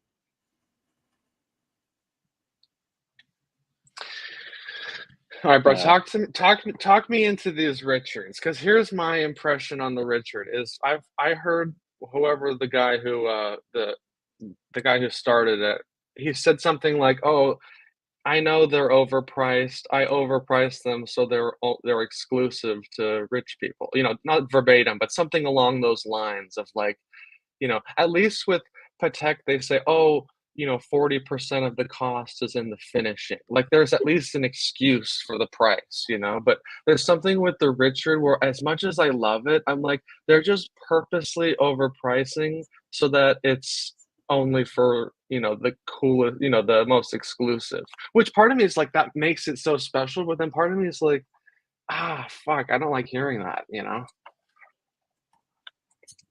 Have you heard something similar to this? And maybe I heard, maybe I this is made up. Maybe this is made up bullshit. I don't know. I think that's all made up stuff, Kessler. Let's, you know, I don't want this stream to be about RM because that's not the intention here, but I will say this. We're on the RM pillar, bro. We have no intentions here. That is true. You know, hell, you guys talk about eggs, so it's Yeah. on. You know, might We as well started with a switch bacon, lettuce, and tomato sandwich. exactly. To me, what an RM means in my own personal collection is the end of a journey for me. Uh, Mm. you know, and I had a situation back in 2017, Kessler, when the RM boutique opened in LA, and I had an opportunity to purchase the 1102 back in those days, and it was sub at MSRP. I think it was like 75,000. So if you think about the price back in those days of this watch was being like 75, 80,000, it's about the same price as majority of the complications of Paddock, correct? Very true. Very true. You know, I didn't even know they now, were that price. In my mind, a Richard is always over 100. I didn't even know they right? started under. Yeah, back in those days, that was the case. What has happened now with RM, and and Mr. Mill is very brilliant marketeer. He's noticed that he's catered to the you know, the Hollywood elites, you know, the sports stars. He's marketed very well, and he makes it you know, Instagram, the popularity of social media and everything else made his watches where they are right now. But underneath the hood, you have to keep in mind these watches are meant to be worn. I don't, you know, Bubba Watson plays with his RM. Okay, Yes. you know, Nadal plays with his tourbillon, and he's playing, and he's, you know, hitting the ball, you know, 120 miles an hour, and there's a lot of force and G forces on these watches. So underneath the hood, I would say that there is probably more technology in an RM and innovation in an RM than any other watchmaker, to be honest with you. And No what you're shit. paying for, is the innovation, the creativity, the uniqueness, and the prestige of owning a brand that is associated with some of the greatest athletes and the most impressive entertainers in the world. And there is a premium for that. It's just like buying a house. Do you want to buy a house? Do you want to buy the worst house in the best neighborhood, or do you want to buy the best house in a semi-poor neighbor, in a semi, Right. you know, The bad first one. neighborhood? Yeah. Exactly. So to me, I believe in a nutshell, that's what separates RM from any other watchmaker, and it's just a different level. It encompasses, like I said, engineering, technology, wearability, usability, and exclusiveness put together. No watch brand has that going for itself. None. Yeah. I got to do more research on it. See, I know nothing about the research and the tech, but when you say it like that, like, yeah, I watch golf all the time, and yeah, but you're right, Bubba Watson. You know, what other watch can you go golfing with like that, and you know, it take a beating like that? So there must be something going on. I just never really Absolutely. dive into it because in my mind it's still in the stratosphere. But when I see them, like I've only seen a handful in real life. But usually it's at a Hmm. watch store. But I remember like a couple of years ago, I went in to a independent store, and this you could tell this customer came in wearing a Richard, and dude, it was just a fucking. It was like the guy had like a 6 foot bubble around it. It was like, holy shit, this guy's wearing it. You know, Right. I don't Right. know. You're And you right could though. say the same. That's part of Yeah. it, the And exclusiveness. you know, I'm a genre owner, so I'm speaking. You know, I'm Right. speaking from my own book. So Dude, I you're could probably say, one of the few, I don't know, because in my mind, Richard Mille owners are like Richard Mille and maybe a few APs and a Rolex. But the fact that you have a FP, that's, you're on both spectrums of the hot horology and right.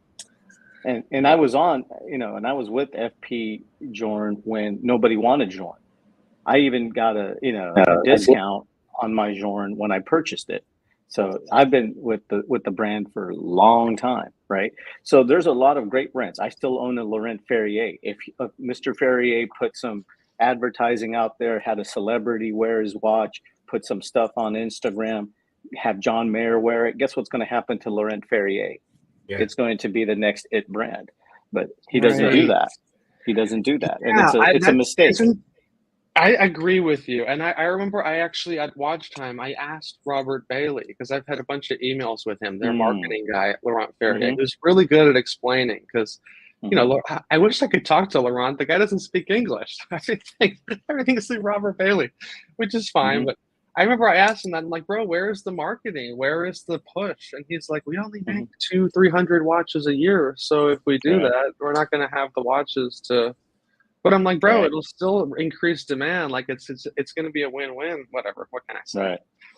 But that's not their emphasis, which is, it is what it is. But it's only for those who know, which is kind of a shame. But, right. Lucha Pippa. They're still new. I think they got time to blow up. Who's this? Lucha Pippa. Who we got? I'm here for all the hype. Where's my intro music, you son of a bitch?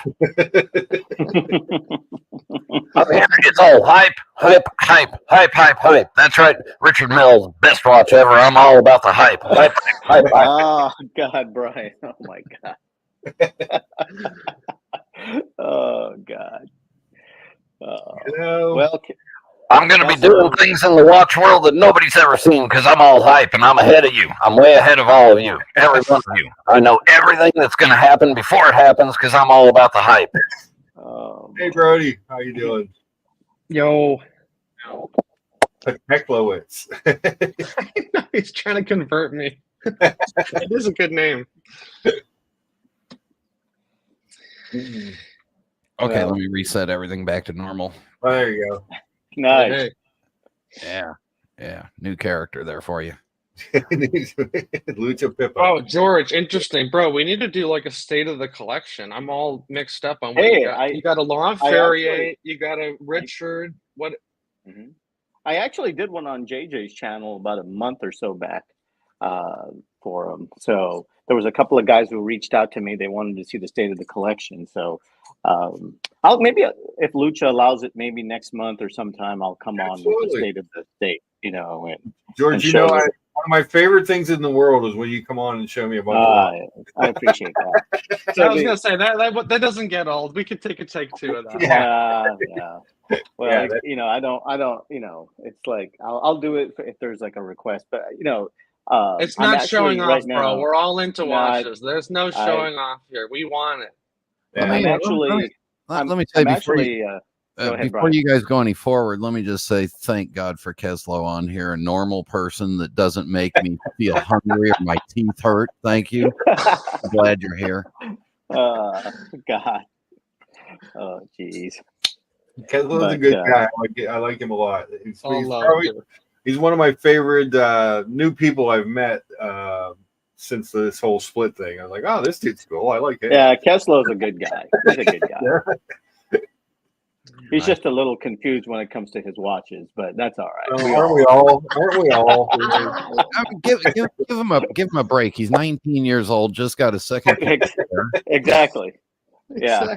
He's way where we were at his age, so just be jealous and shut up. The first time I saw Keslow, I was like, damn, this kid's in high school and he's collecting all these damn watches. How the hell is he doing this?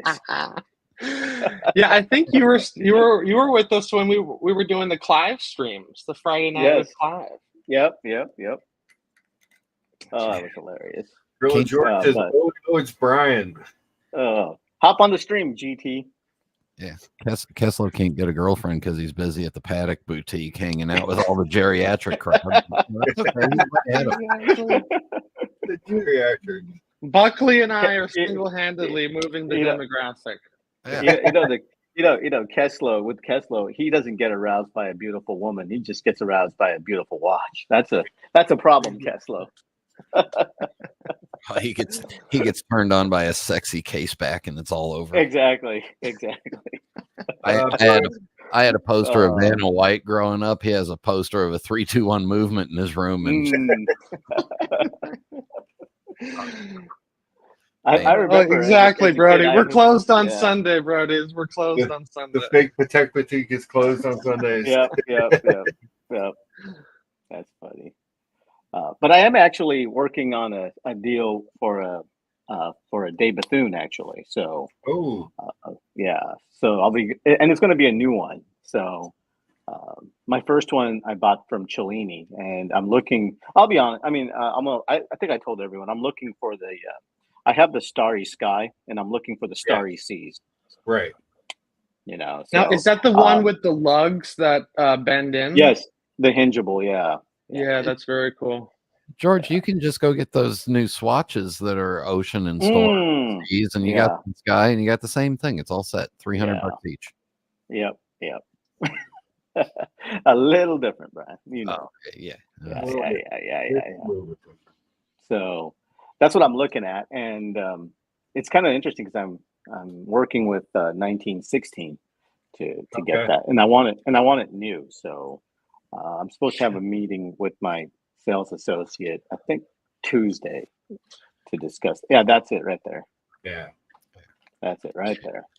Pretty. Give me the details on that, because it's my understanding that they have some sort of ownership in the company now. Is that right? Yeah. The Goldberg family does own. I don't know exactly what percentage of it is, but they do own a certain amount of Dave Bethune, and so I've always it's always interesting to me because people always say, "Well, why do you want to purchase an independent when it's owned by somebody else?" And I said, "Well, when you, for example, if Warren Buffett invested in Occidental Petroleum, he owns a large amount of Occidental Petroleum. So do you go wrong when you invest with Warren Buffett? Don't think so. So isn't every independent owned by somebody? I think I don't think Laurent Ferrier is. I don't think there's certain. There's ownership that goes back to somebody. What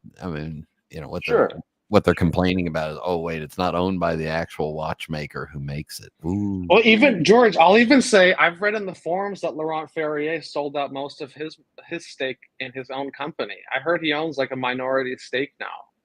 Oh, really? I did not read that. Yeah, I think they had financial problems and he had to get help. I don't know. I didn't hear this from him, but there's a lot of rumors online that talk. Who gives a fuck, right? They're still in business. Who cares? Right. Let me ask you this: now that you're looking at the Dave Bethunes, you know who's a really, maybe not big, but who has a bunch of these? You're probably familiar with Rostovsky watches in Beverly Hills. Stephen Rostovsky. Yeah. He messes with a lot of these kind of Dave Bethune and Lederer, all these kind of independent. Right. He may have some. It might be worth checking. I thought at one point he was like the West Coast distributor. I think so. And that's where that's where I heard that now it's with 1916 because he's not doing it anymore. That's exactly right. Keslow, I was down in Orange County in May for a meeting, and I went down to Fashion Island. And do you remember the old Hyde Park Jewelers? I don't know if you're familiar with the OC, but they bought them out, right? Exactly.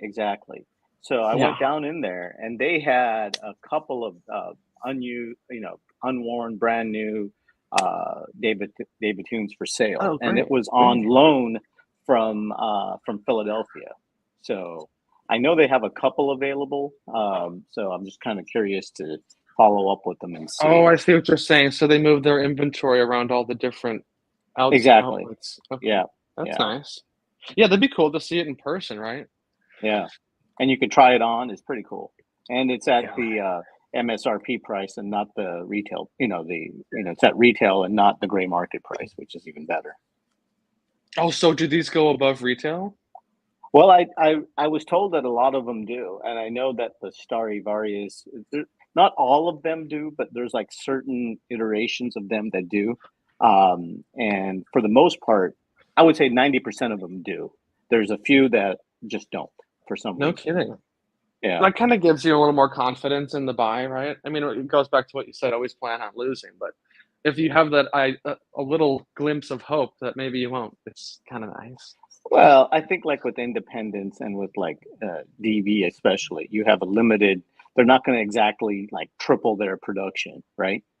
And on top of that, it's very hard to get a De Bethune. And it has, like I said, limited production, difficult to get. And the fact that you have the backing of a major watch, company in the Right. Goldbergs. So Good point. and I think it has some, and it's unique watch. It's not one of those where everybody has one of these. You know what I'm saying? So, Right. That makes sense. and it's a true. I think, like I said, my Stradivarius gets more comments than anything else that I've owned in my collection. So, You know what they do that's really nice? The heat treatment on the case to make it blue. Have you seen that? They do like it's like a midnight blue, but it's like tempered to get that color. and like every single Stradivarius, every single star he sees is unique unto its own. There's no two that are the same. I didn't know that. So what? The dial is individual? Is it the dial? Or? So, like Mark, if you could pull up like the Stradivarius, what it is it's the sky, and so on the dial itself is actually literally like little spots of gold that are placed on there, and none of it is the same. No two are ever the same.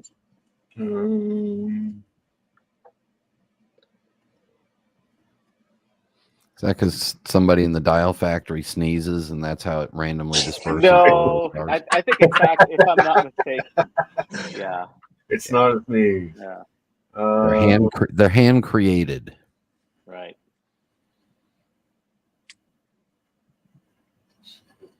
Yeah, there's that blue. That's super cool. a blue tourbillon, yeah. Look, I mean, those are you're talking about a few $100,000. Wow. Yeah, it's a different ball game. That's not it. But anyways, Kessler, you could basically like if you order a DB25, the Stradivarius, you could basically get the design of your dial any way you want it. Oh, very cool. With the stars lined up, so it's up to you. So is this like a Venturine, or what's the? I gotta see the photo here. Just trying to pick Hold on. I want to bring up a picture of the watch. Okay. Yeah, and what Logan Hall's right. You could have like the stars at a specific day.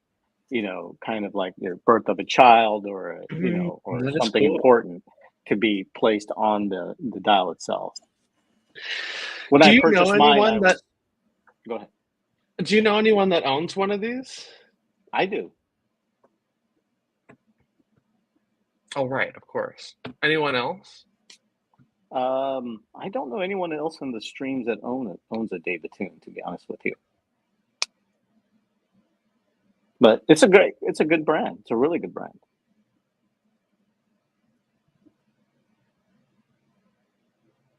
You pull one up this way.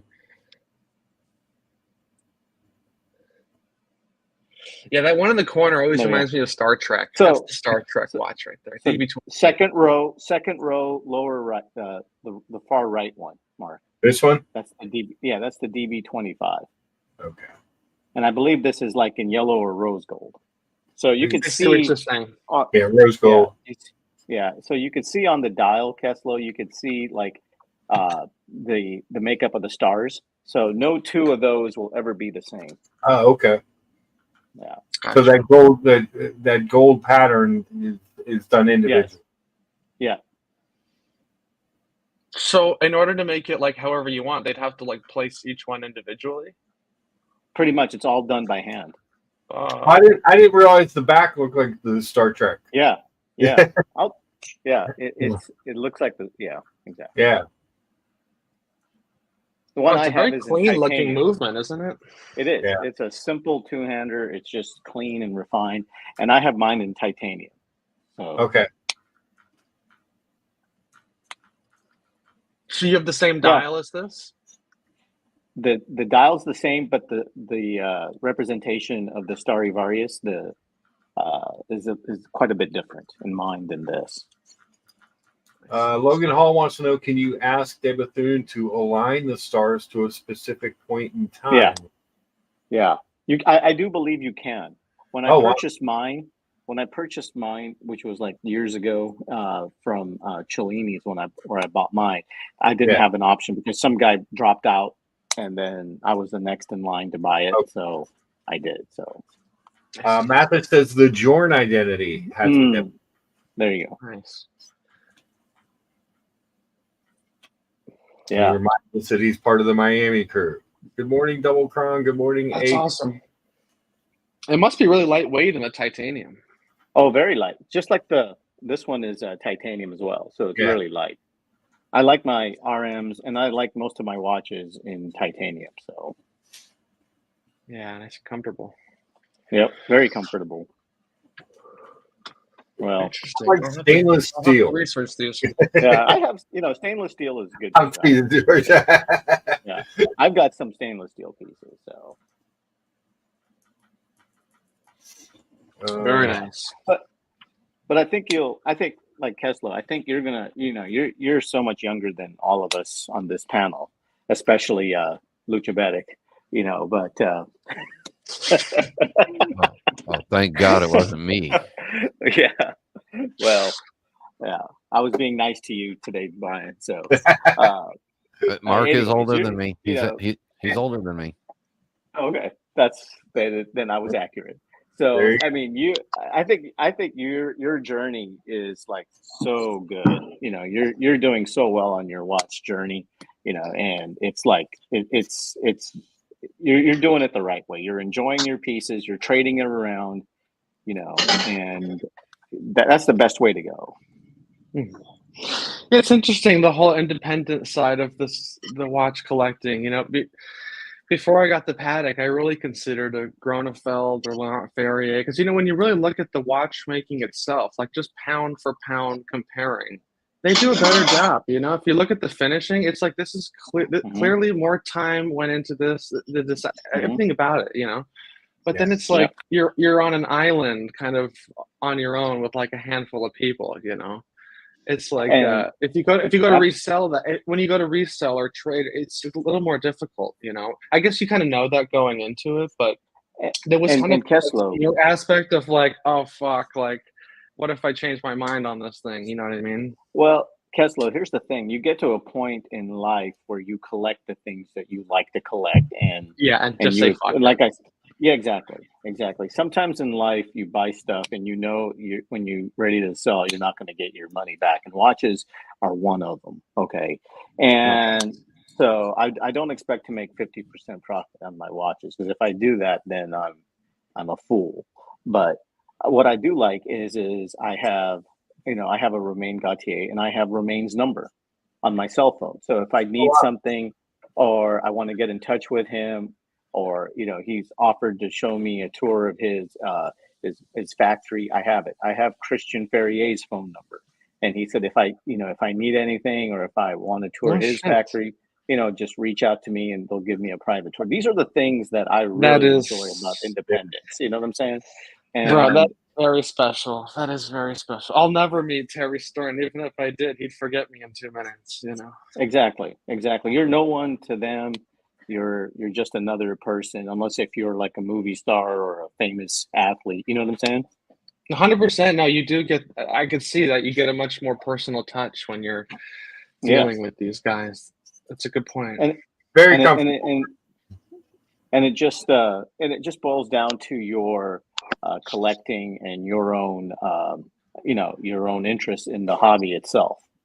Hey, good morning, GT. It's always good to see you. Hey, how you doing, guys? Morning, good. Afternoon, evening, wherever you are in the world. Good morning. Gorillas are forever. Gorillas are forever, and they shall not be suppressed by any Ukrainian people. We fight to the death. Do you hear me? You know who I'm talking about. You may notice, George, that my tagline says "Not so smart brainwashing victim." Well, look, I know I'm an idiot. I know I'm an idiot. I know I'm a zero. I know I'm a brokey. I know I'm an idiot. So I know my place. So I don't know what I'm going to do in my life, but I'm hoping that one day I'll be able to be as good as that guy. Yeah. But George, moving isn't it? I'm sorry, not the fake limey George, not the other George. Look, Brian, we have a golden time? Brian, listen very closely. When both Georges on the stream, yes, George is George and I'm Gorilla. Okay, just to make it easier for you. I'll just make it. I'll make it easier for me to remember. It's George and then fake limey. Okay, that works. That works. Fake limey, isn't it tea time? Shouldn't you be relaxing with a crumpet or something? A crumpet? I've had her already. She's just packed her bags and she's going home. Crumpets on the way home. No, I've just had a light dinner and I'm about to get ready for the football. The Euros start in a few hours, so gonna get into that. I think one's already started, but I'm not interested. But yes, how are you gentlemen? Good, George. Doing great. I've heard about all the nice watch talk, which is nice to have on a Sunday. I think out of everybody I know, I think between George and PG, they're the bravest people that venture into the independents. And I just haven't got the balls, the crystals to do that, and I think they're really, really good watch people because they're going out exploring. It's like we live in our stratosphere, but they go out. They go in their spaceships and go out and check for more civilization in other planets. I'm like, dude, I'm here. I'm good. See, when you get there. The one thing I like about Gorilla Time is he knows how to put a lipstick on a pig. In other words, he's trying to say to us, he's trying to tell us that we're a little bit more stupid and a little bit more unconcerned about financial well-being. Well, George, I wasn't going to put it like that. That's like an evolution, though, don't you think, George? Because even for you, absolutely, you checked all the you already went through the AP and the paddock and the the flagship, the blue chip options. So it's like I feel like I don't know. There's no right way of doing it, but in my mind, I'm like, you gotta check a couple blue chips before you fucking go into the stratosphere. Oh, absolutely, absolutely. It's not just that, it's the fact that these people do actually love watches and they're not interested in the hype. And I can tell, I've been doing this for a long time, that they're interested in actually looking for a watch that they love, and they don't care if it's as Patek. They just want to find that piece that they find, wow, this is a pioneering brand and I want to be part of this journey with them. I just I'm a loser. I just don't have that. I just give me the Patek, give me the Rolex, give me the whatever. I'm happy. But these guys have got vision, and I think George has gone through a lot of independence. I just couldn't do that. Let me just for everyone on the stream, GT probably has the greatest watch collection. Maybe there's like maybe one or two other people that are like in his level on this entire stream that I know of. So when he's talking about his collections, let me just make it clear and obvious that his worst piece that he owns is probably as rare could get. So just to let you know, just for context. That's kind, man. That's kind. I've got a few pieces. But I don't really want to go into my stuff. But thank you for the kind words. For me, I get a real big buzz, not getting a piece, but sharing everybody's adventure, because where, for example, George is wearing his RM, I just couldn't do that because I'm a fan of the brand, but I don't think I could buy one right now. So when George gets it, I feel like really happy, a fellow collector, a friend has got one. And I like those journeys, even if it means when Mark gets his Omegas. I know I wouldn't go and buy those Omegas because some of them are not my particular taste. I like them, but when Mark gets them, it's like, he got those Omegas and he killed it. So that's where I am, and I like to see that, I feel the same way, except when he gets those damn IWCs. Mark, don't buy any IWCs. George is gonna have a heart attack. God forbid. Oh my God.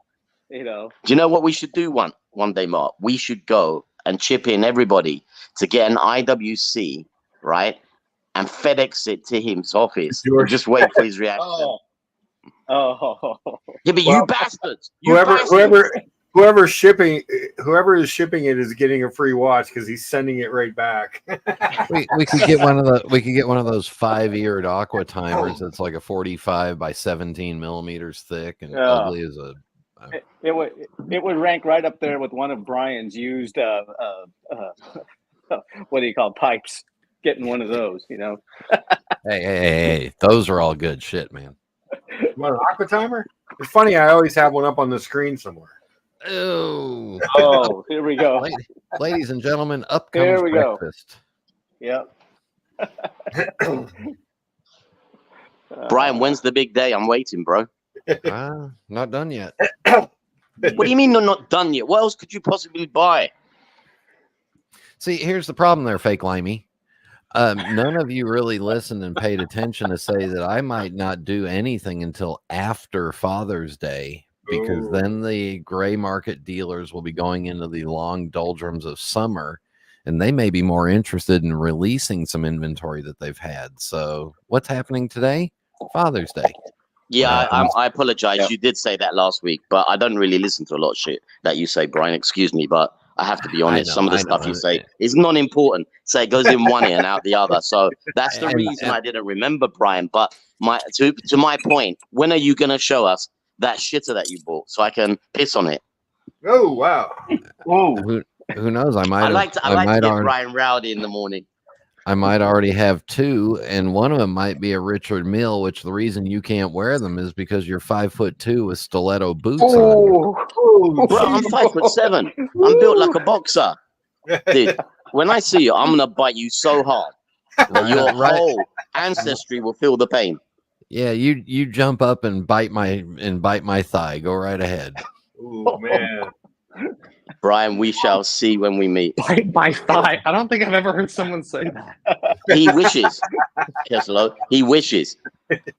He's a sexual predator. Welcome to LuchaBet Extreme. Yes. I haven't been accused of being a sexual predator. I'm just visualizing that. No, bro, don't do that. That's so wrong. Wait, I haven't been accused of being a sexual predator, but there is a group of us now, I guess. You're not a sexual predator. You're a teddy bear, bro. Yeah, I take that back for anyone listening. I'm a lover, not a fighter. Whole Milk says that escalated quickly. I like to give this granddad a few slaps now and again because you don't want him getting out of his Florida heat and getting a little bit too sweaty. We have to keep these old guys in check. Oh, hey. I got spit up on for the first time yesterday. Hey, you got what? That's it. Congrats. Awesome. Yeah. What happened, Brian? Congrats. I love it. My granddaughter spit up on my shoulder. Oh, that's so sweet. Yeah. Wait until your granddaughter has a blowout. That's even better. Ooh. Oh, that's why I keep that end away from me. Keep that end facing out. Yeah, dude. When I went to pick up one of the gorillas when they were born, there was like loads of people around looking through the glass. So I went in to like pick him up, took his nappy off, and he just did the biggest pee all over me, like it was like a fountain. And I got like 10 people behind me laughing. I think this is sweet, but not funny, guys. Well, Father's Day memories. Yep. Yeah. I mean, look, it's all about family, correct, guys? Watches come 100 times behind, so we need to enjoy the fam.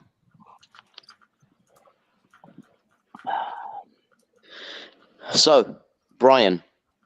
Yeah. You understand you're an idiot now, right? And I am, and George Vargas is, and Mark is. We're all imbeciles. You're okay with that now, yeah? I got told that 3 times this morning, and that was a slow day because it's Father's Day. Oh, there you go. I didn't even have to turn the streams on for that. I just had to. Yeah. You're getting a lot of life. You're getting a lot of love from the missus then. Oh yeah.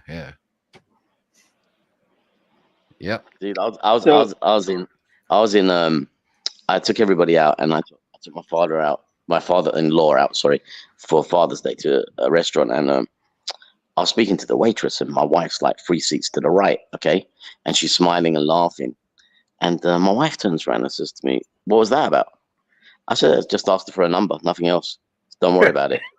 And she's like, she looked at me, and I waved to the girl, and she waved back. I said, "Tomorrow, meet you tomorrow." And she goes, "Okay," because she couldn't understand what I was saying. The waitress, my wife lost her shit, bro. She's like, "What the fuck? I'm 3 seats away. You're asking girls for numbers." I said, "Relax. I just asked her for some extra napkins." So there you go, bro. Love it. Love it. That was my close encounter today. Nice. Gentlemen, I'm going to have to hop off. I've got some shopping to do at Costco. So, Keslow, hey, I can't wait for Wednesday, buddy. And you better show up and you better unbox it. Yes, please join us. I'm with you. I'm going to head out too, guys. It was nice hopping on with you guys. Good thanks for coming on. Appreciate it. You bet. You guys coming on. And George, always. Brian, GT, always an honor and a pleasure to talk to you both. Always a pleasure to hang out on well, guys. Yeah. Take care. Be safe. Thanks, Lucha, for letting me in. Take care. Thanks, George. Good guys. Good guys. It's a good community. I think, Lucha, you've got the calmest, sweetest, smoothest guests that come on. And, you know, it's such a nice way for an afternoon or morning to start, you know? We don't do fucking drama here. We don't do anything. It's just fun. Except when, you know, we got these weirdos from Florida that pitch up with their pipes. Well, you know, what can we do? We can't have everything in life. Can somebody translate to English what the fake Limey just said? Dude, my English is the King's English. I don't know what you're speaking. It sounds like a bird dying, bro. Can you maybe if you stood up a little higher? Oh, look, he thinks he's getting on this short ass shit, dude. When you meet me, I am a one-man show, and we'll see how large you are. You can carry my bags if you want, Brian. If you're into that. There you go. I could. They're little tiny ones from Munchkin Land. Yeah. Ooh, no, they're not, bro. They are big Louis Vuitton bags that you can carry, nearly as big as my balls, Brian. But you can carry either my balls or my bags. It's your choice, Brian. I hope I don't accidentally swallow them. Oh, that's so wrong.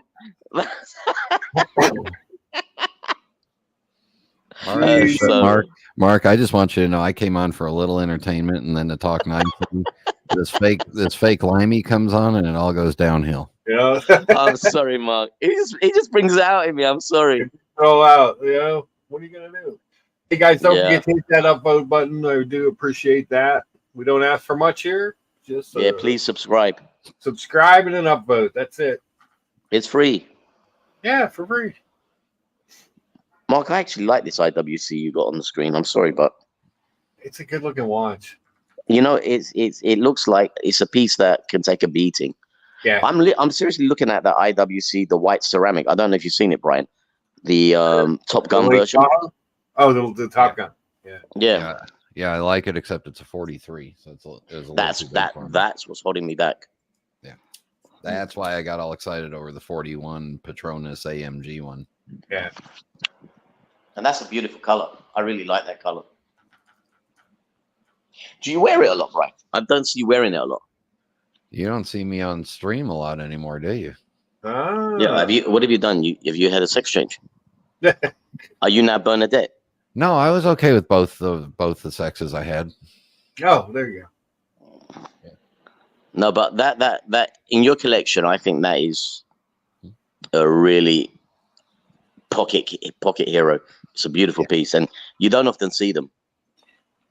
No, it's getting a lot of play. It depends on what we're doing. Okay. Are you wearing it on the what strap are you wearing it on? When you wear it? I switch it up a lot between the green, the rubber that's colored to it, and the Kevlar with the green stitching. Just depends on how bright I want it to be.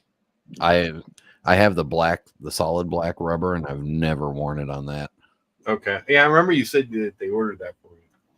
That's, it's funny because I ordered the it's on its way. I ordered a dark blue. Oh, I got the wrong watch on. Yeah. I ordered the dark blue strap for this for kind of fall and winter.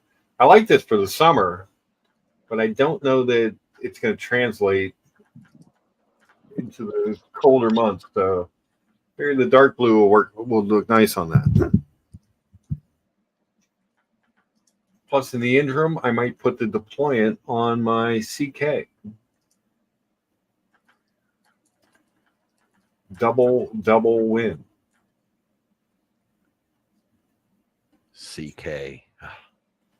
Just please keep it on that strap. Oh, it's staying on the strap. I may put the deployant buckle on. Okay, good. Yeah. It looks better on the strap. It does.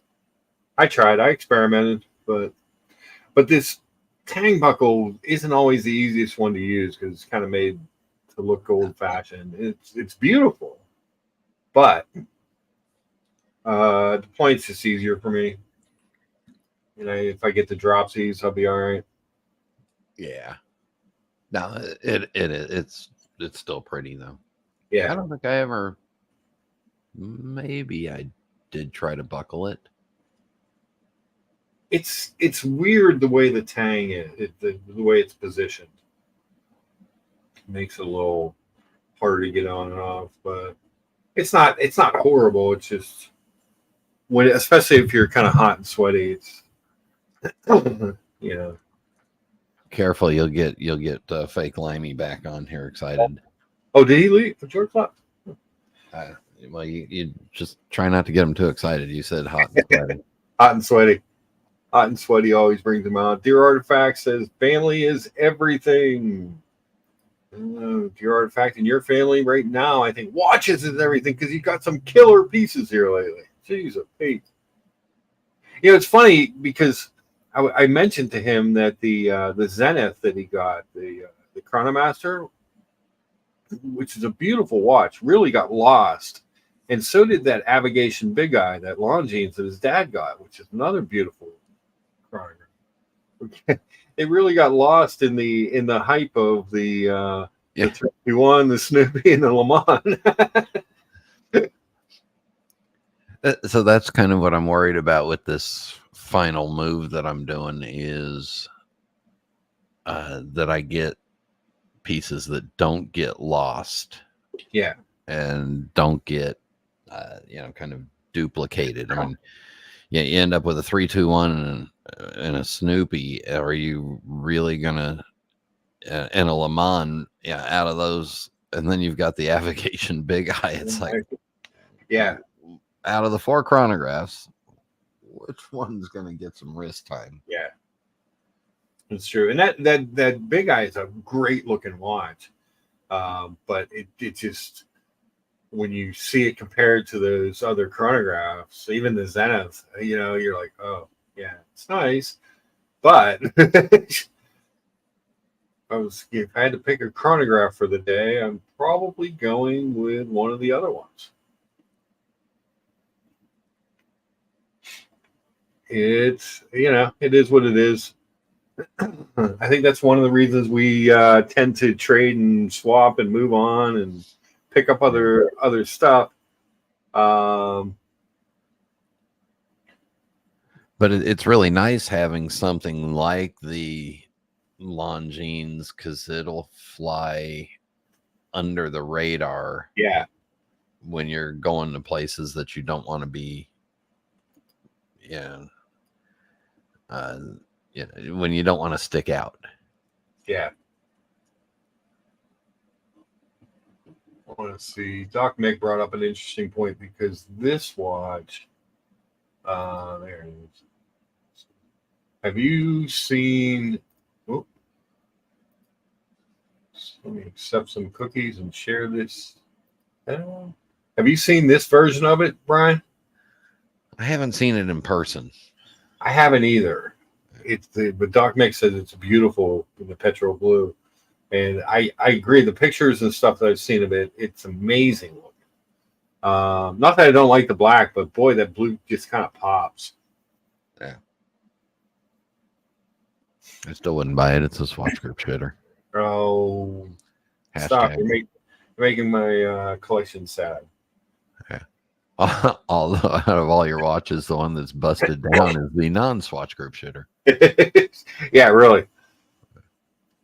Did you see that? September 9th? Yeah. How you said, what really upset me about it was, if I don't go on their site and look, I have no idea that happened. Oh, that was part of my problems with Swatch Group with the Blanc pen repair thing. Their website wasn't updating, and I was trying to track down where the watch was because it was showing in limbo, and then it was 9 months, and then it was still showing in service, but yet FedEx was knocking at my door with it, going, here it is. And then I brought it in the house, opened it up, and one of the markers was floating around floating around in the case. That would be annoying. That's for certain. What was the end result of? Did you send it back to them or sent it back again? Another 4 months. I think they had the watch for a total of 13 months and had no updates. And I just kept calling them every week. Yeah. And then they started hanging up on me. And this was pre-pandemic. Oh, wow. Pre-watch hype. Yeah, the Petra also has that kind of textured dial. Like, just an interesting watch. Yeah, looks like they're using the same strap from the Omega. It looks like the CK strap. Yeah. So if you need a replacement strap, you just go buy the Longines and take the strap off. Exactly. I'm so kind of jealous of Keslow with his youth and entry into the watch world. Yes. Yeah. He's a good dude. I like Keslow. There's a lot of nice people I've met from the quote unquote other side that and before Fake Limey gets back on here, I want to say that I agree with him that it takes a special person to really go off into those independents. Yeah. Because I went down that road somewhat a couple of times, and every time I just didn't feel like I was pulling that watch out of the box as much as the value of it represented. If that makes sense. Yeah. No, it does. Yeah. I just my thing is always when I think about things and I think on a much smaller level, obviously, but when I'm like, I mean, we'll take Grand Seiko for instance, or you know, when my friends aren't, and I don't have a lot of local watch friends, so if I have to explain what it is, it loses something for me. Does that make sense? Yeah, I understand that you want to watch that people will recognize. Yeah, it's not even for flexing, but I want them to know, it's like, at least know that it's something special. Yeah, you want, and I think that's kind of the road that I'm ending up on with my final moves here, is that they're, except really for like the Lariato. Yeah. And the black ceramic, that Lariato on a black ceramic, if I'm walking around, it looks like it may as well say Michelle or Michael Kors on it. Really, most people are going to look at that and go, yeah, black shiny watch. Okay, what the fuck?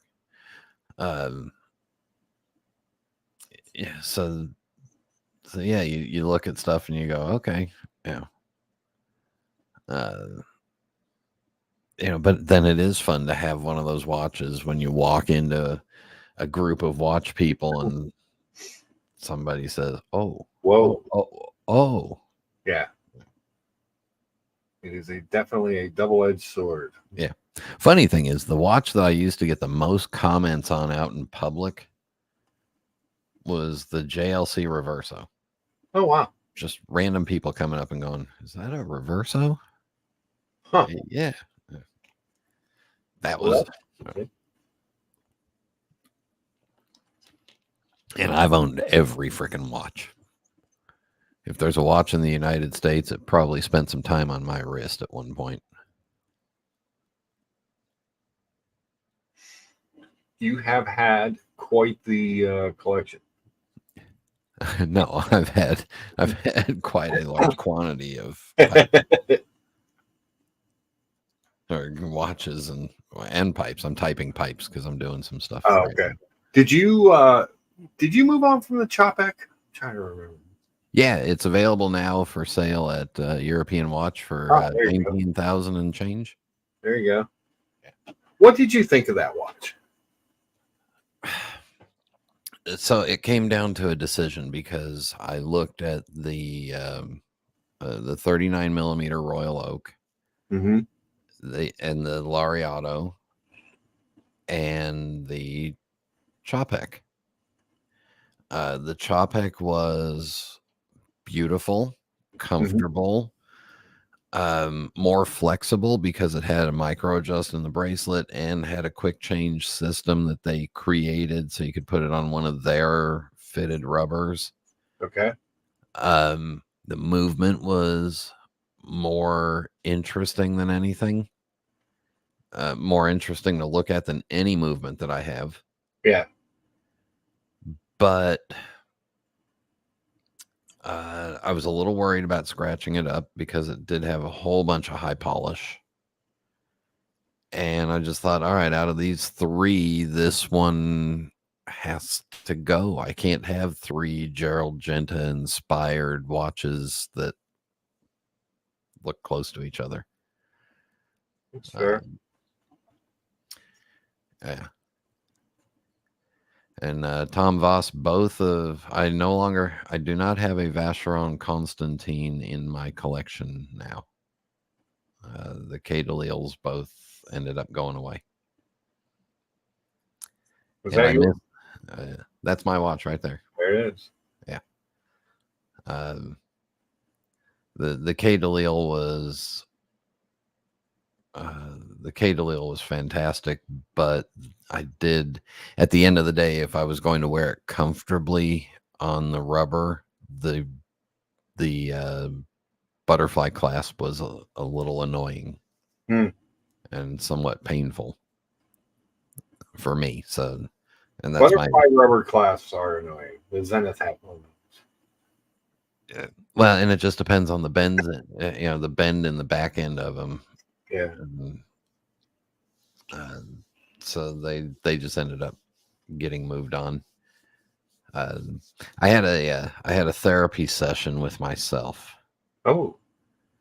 And it was interesting because out of all the watches that I ended up keeping and the watches that I'm looking at acquiring, all of them are more than just a 3-hander with a date. I only kept one 3-hander with a date, and that was the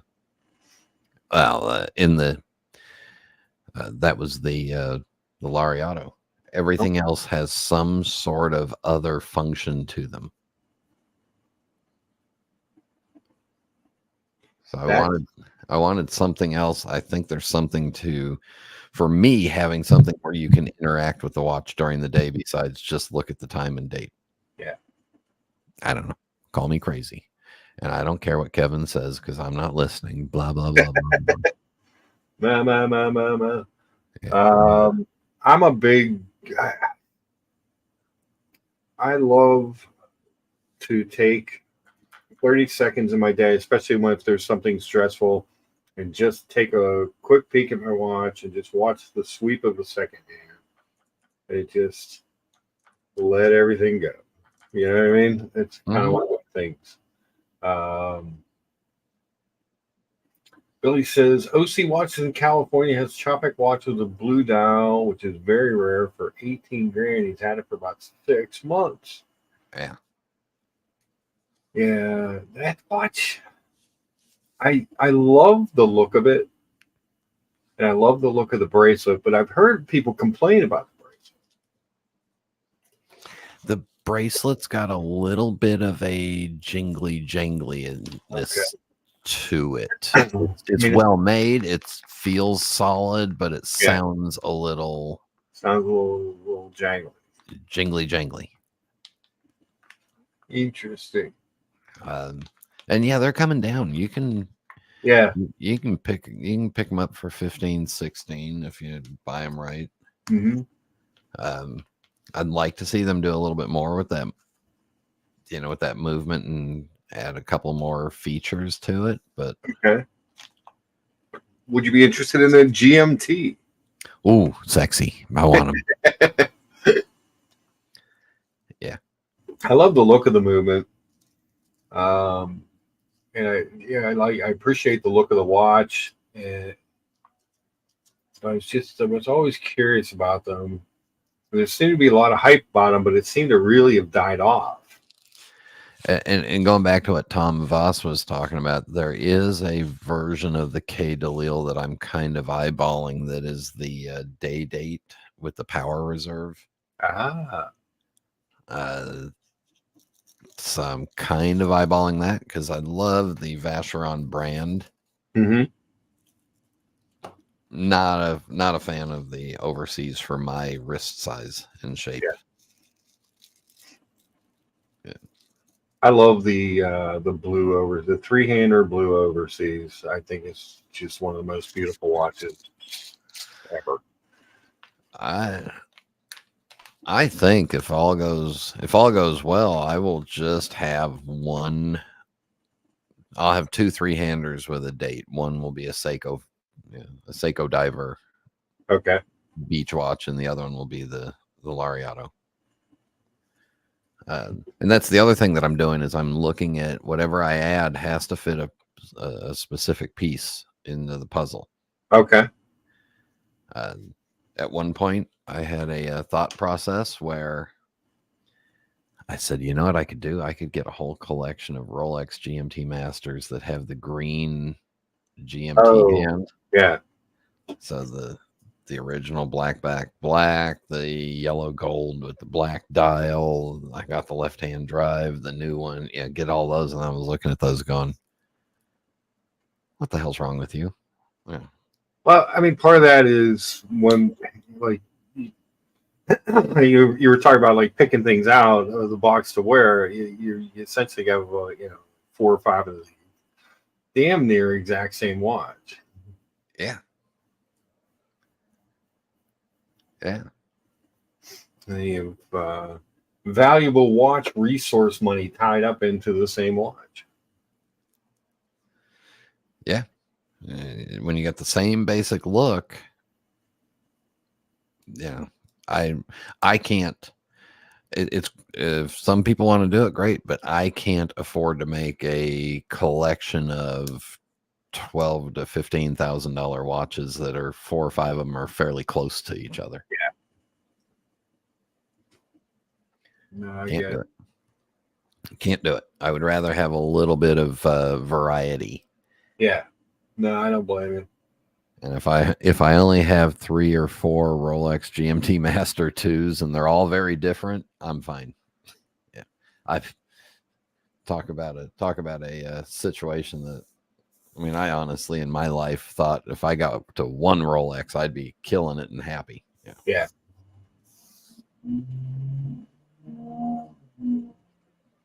See if they got anything interesting in. That brown overseas chronograph on there, that's a rare dial. Yeah. I think they only did them for like 1 year.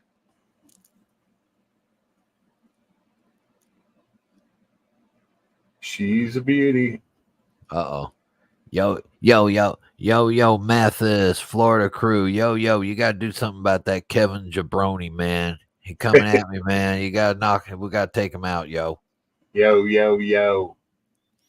Need to visit New York.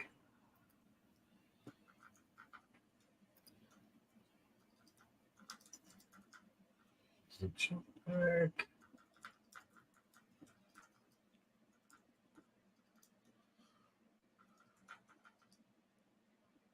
We got some interesting stuff in.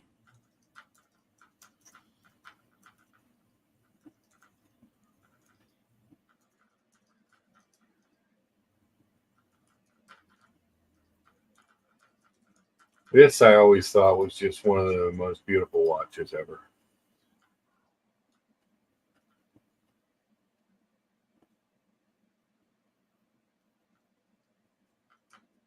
Just very, very, very refined, beautiful watch. Great lugs, great dial.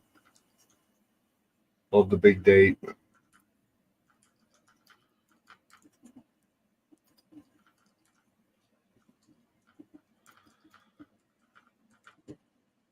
$33.5.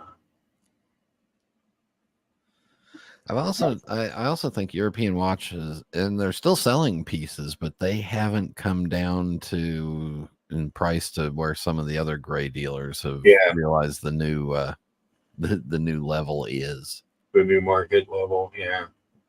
Yeah.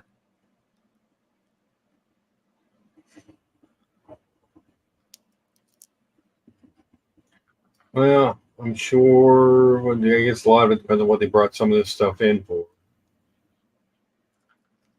But I notice when I look at the prices here and then I go over to our good friends at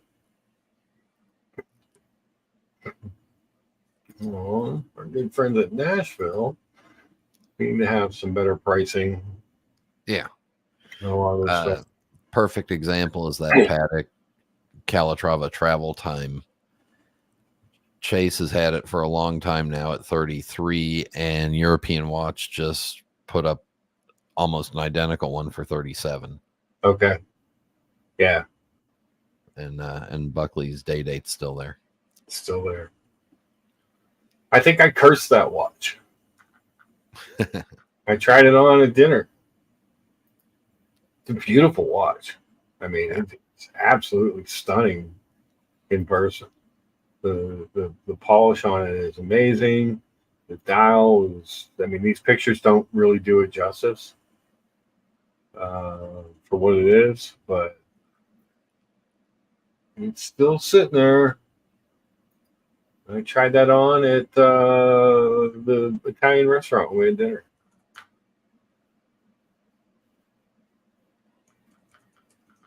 Here we go.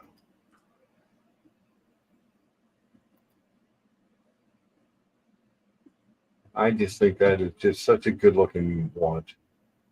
Very simple, very elegant. The blue is amazing. And multiple straps. Boy, it's got a lot of. It's got the 3 that come with it. Yeah. Yeah.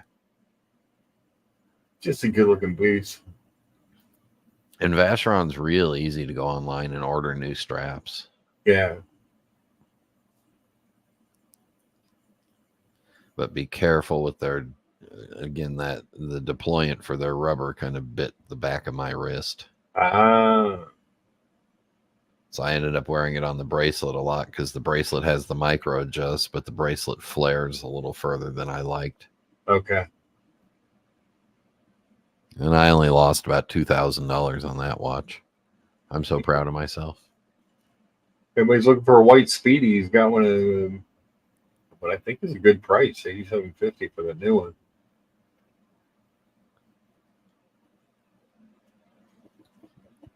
Nice looking. And this is Wristwatchaholics watch, Alex. What a great looking piece. Yeah. I wish they would have done the broad, the sword hands on that. The old ones, you mean? Yeah, I love those old sword hands. That would have been cool for the city, especially since it was an anniversary piece. Have I admitted this publicly, or I really like Omega's sword hands? Oh my! Yeah. Look at if you can find one online, pull up the Broad Arrow gold Speedmaster. I like them. Hashtag Swatch Group Shitter. Be helpful if I could type.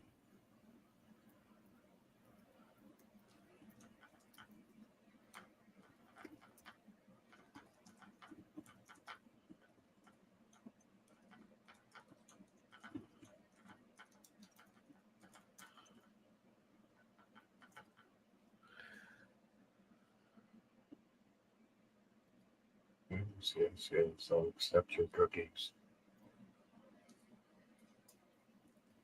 Mean one like this? Yeah. Yeah. Automatic movement, date down at the 6 o'clock in the sub dial, I believe. Yeah. Gold. Oh, nice looking piece. Nice looking piece. Yeah, I'm assuming he's talking about the Vacheron. That's good looking. Yeah. That's the problem with the 30-second delay. Yes. Well, the fact when you go start searching for stuff, I only have one screen, so when I go searching for stuff, I lose track of the chat. What are you gonna do? How many upvotes do we have? 32. Not too bad, I guess.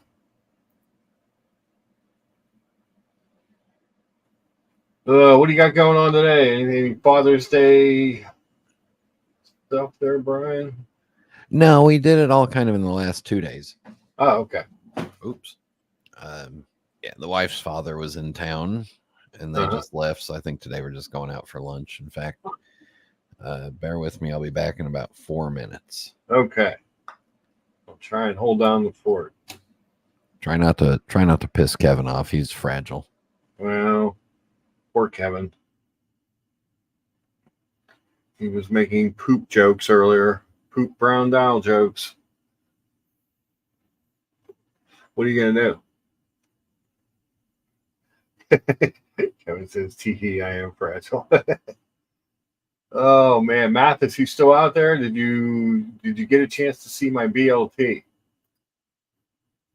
So for the BLT competition, Mathis, I made a bacon, lettuce, and fried green tomato sandwich with a garlic aioli and some tomato basil soup, or as I like to call it, tomato bezels soup. Infinitely enjoyable. And for anyone not on my Instagram, obviously, I got a new watch. Another new watch. Another coaxial master chronometer.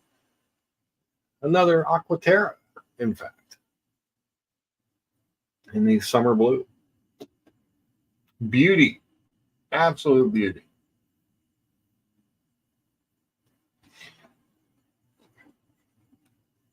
Oh, man. What else is going on out there in the world? Looks like we still got 19 people watching this garbage. I think we were up to almost to 40 at one point. Jeez. Good deal, guys. I appreciate everybody for showing up. And try to keep the drama to a minimum here. But it still manages to find us. Unfortunately, I am in the not so smart, easily brainwashed category of people, I guess. I used to think that I was fairly intelligent, but I guess not. Anybody out there looking at anything? Is there anything on anyone's horizons?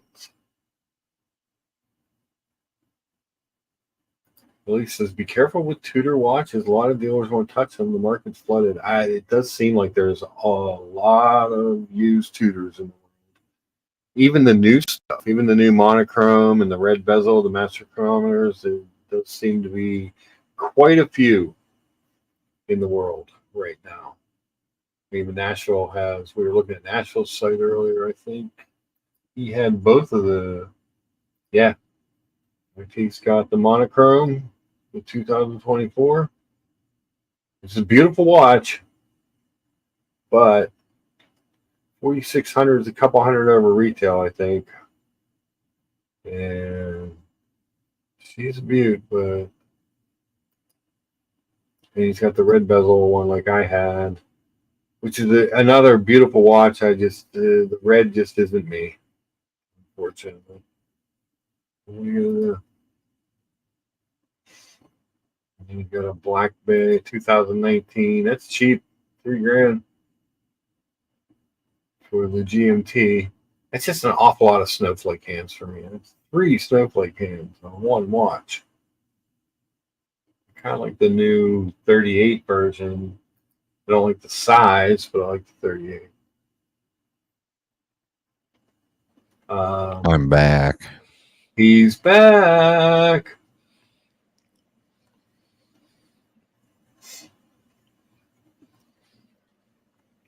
Just looking at some of the stuff that National had. We get a little warning on the Mark, I'll give you $1 if you make me a mod for your chat. I don't even. Here's the sad part, Brian. I don't even know how to make someone a mod. I just never did it. Never investigated it. I'd have to do some research.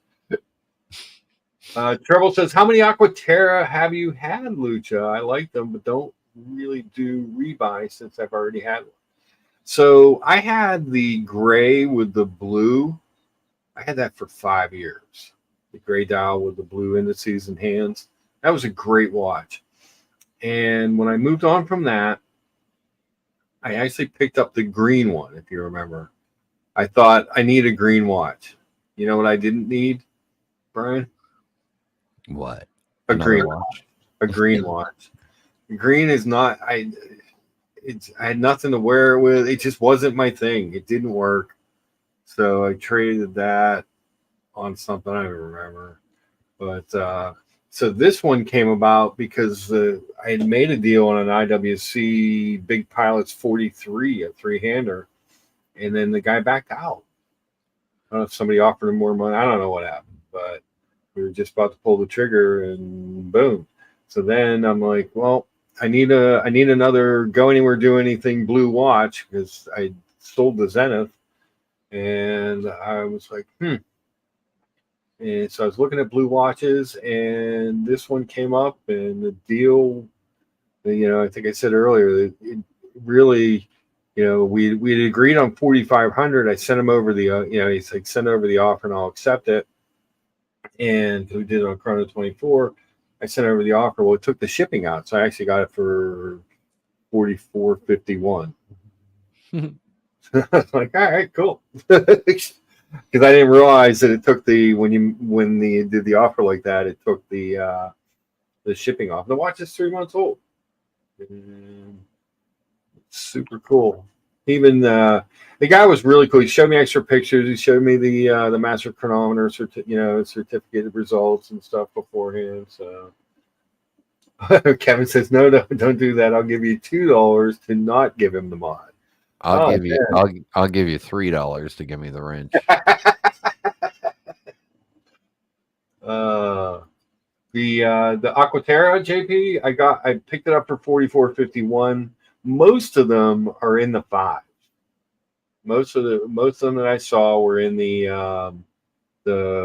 kind of 52 to 56 range. There was one other one out there that was at 49, but that guy, I sent him a message. He never got back to me. So, if you're gonna put something on Chrono 24, you gotta pay attention. Or eBay, wherever you're selling something. I mean, somebody has a quote. You never know. You never know when you might have someone who's ready to buy something. So that's why I got my multiple options ready to go and waiting to see what happens. Yeah, Kevin's up to $4 now. Good. Get the money. Tell him. All right, PayPal to Lucha Medic at. Go ahead, PayPal him right now. Go ahead, Kevin. You're all talk. All talk. Go ahead. But yeah, so that's how that all went down. And the I don't have a PayPal link. But I love the summer blue on dial. And the rubber strap. If you're doing an Aquaterra, as much as I love the look of that bracelet, the rubber strap is the way to go. It's so comfortable. I mean, I could investigate getting a bracelet for winter, maybe. I don't know. But I have the dark blue strap coming for a little change of, a little bit of a change of color to it. But I will tell you, where this watch was really popular, Brian? Where? I went to the mall the other day, and the X's have a lot of Tiffany stuff. So all the people that work there I know. So when I walk by, they always, if they see me, they start waving, and I go in and chit chat with them. Every employee at the Tiffany store wanted to take a look at this watch. And they also told me there's a new Tiffany watch coming out.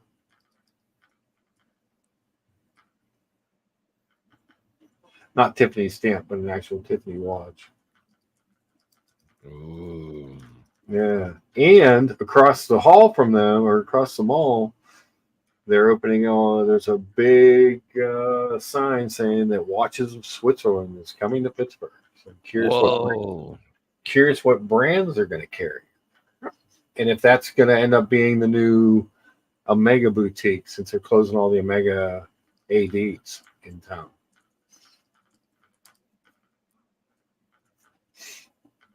Oh, Kevin with a $4 super chat. Brian is poop. Yeah. That's all talk. Billy says tag model. Which tag are you talking about, Billy? I'm not sure.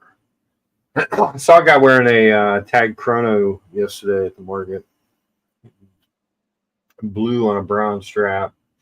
It wasn't one of the newer one. It wasn't the new glass box. Still good looking watch.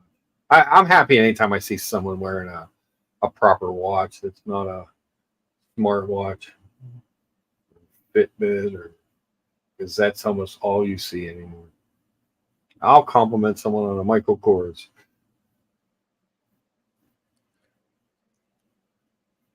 It's hard out there. It's hard in the watch space. Nobody's wearing any watches anymore. It's hard to be a pimp.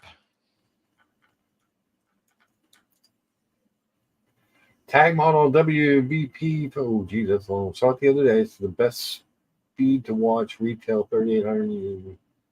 Ship to buy for 2,500. You have to see the watch in person for a cheap everyday beater. Let me look it up.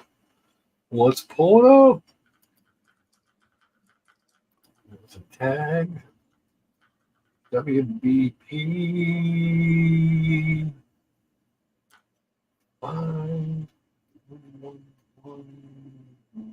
VA 0013. Let's see. Oh, so I'm showing an Aqua Racer.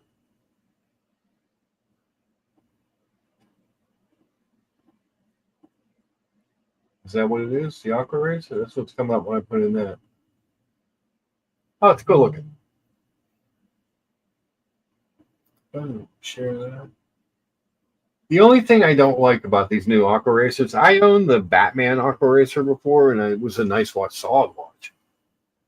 I don't like the. I normally prefer a dated 6, which I'm fine with a dated 6. I hate that circular Cyclops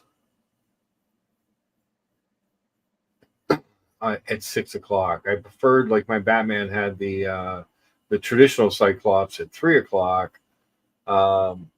If they didn't put that Cyclops on there, I think it would look better. I like a Cyclops. Well, there you go. You have to see the watch in person. It's really good. I'm not a tag fan, but this is a winner for a good everyday beater watch that you're not worrying about banging on. Yeah. The Skipper's a real nice watch. That's good looking. You recognize that watch instantly. Bracelet is fantastic, and the face is almost like a water doll. The doll and the watch is like unbelievable. Something I've never seen before. It looks cool. Water dog. Because water what? Water dog. Water dog. My who's my jigger? My tag was the Batman, so it had the line almost like the teak deck lines, like an Aquaterra on it. But it was a pretty blue dial. Thanks for the info. It's still too much for me. Oh, it's all right, JP. But you can find deals on Aquaterras. This summer blues are a little more expensive because they just released them last year, so there's not as many of them out, but there's Aquaterra deals everywhere. Let me see. Where would a picture? I bet you I can find one here. Hold on. I'm sure it's somewhere in this menagerie of watch pictures. I have a picture of the old tag. There it is. I've had a few tags in my life. Not a good picture. That's a good picture of it. Is that your neighbor? Yes. Your neighbor was pulling away going, small penis.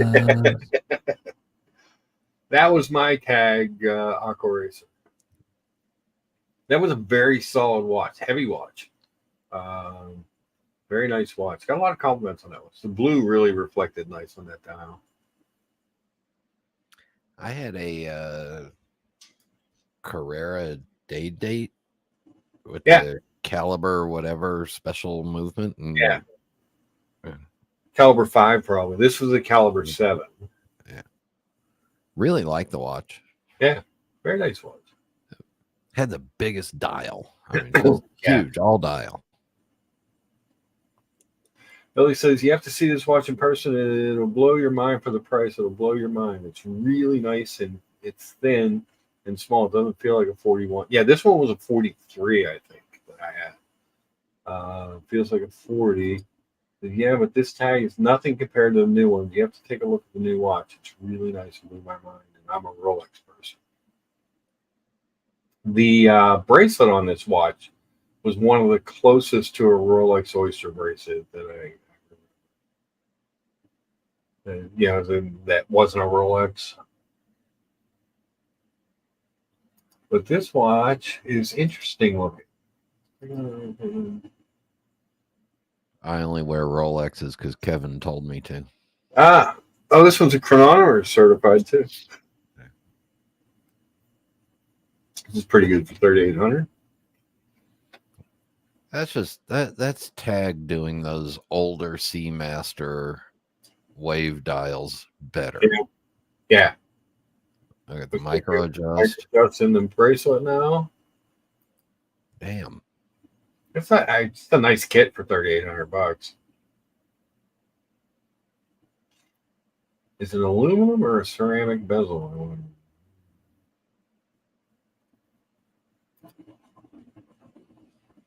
So 40. This one's saying it's a 42 millimeter. Give me any more specs? Let's see what we can find. Fine brush. Okay. Ceramic. It is a ceramic because mine was aluminum bezel. Mine was older, obviously. But very cool. And a complimentary travel pouch. Woo. What movements I have in this one? A lot of times they use they mod up the Solita movements in these.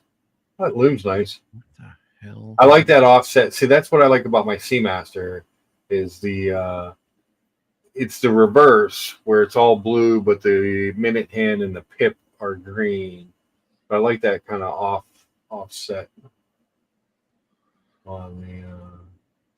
Now Billy's speaking my language down there. What he said. Oh, GMT. Yeah. Oh. They also had the GMT like you had the older model with the newer model. Oh, very cool. Yeah, I mean these are the watches that I think Tag should lean into more.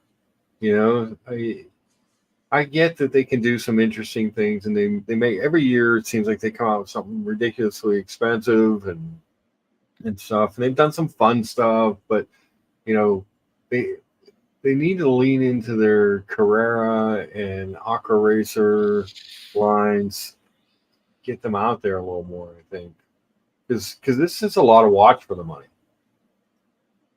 chronometer, 42 millimeter, great bracelet. I'm assuming the bracelet's much like the one that I had.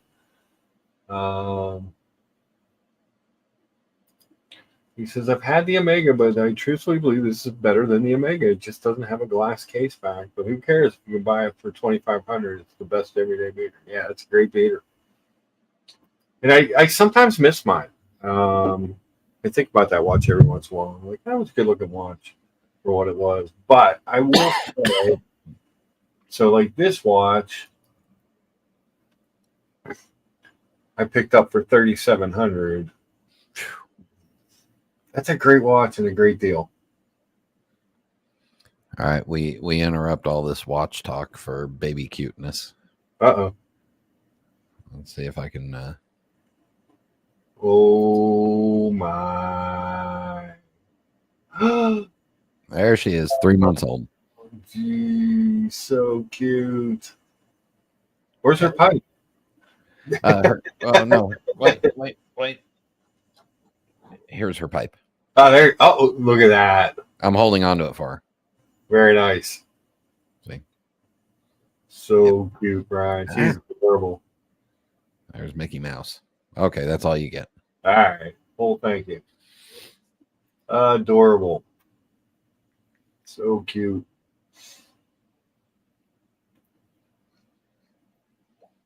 Is there a separate Grandfather's Day, or do you just celebrate Father's Day? Well, I'll take whatever days that people will celebrate me. I don't care. I'll take any celebration of Brian I can find. Yeah. Nice. So, but yeah, so anyway, $3,700. So here's the tag's a very nice watch. Here's what makes the difference. It's not the exhibition case back. It's the coaxial escapement mode that really makes the difference. So if you can find a deal on one of these, I do recommend them because they're really great watches for the money.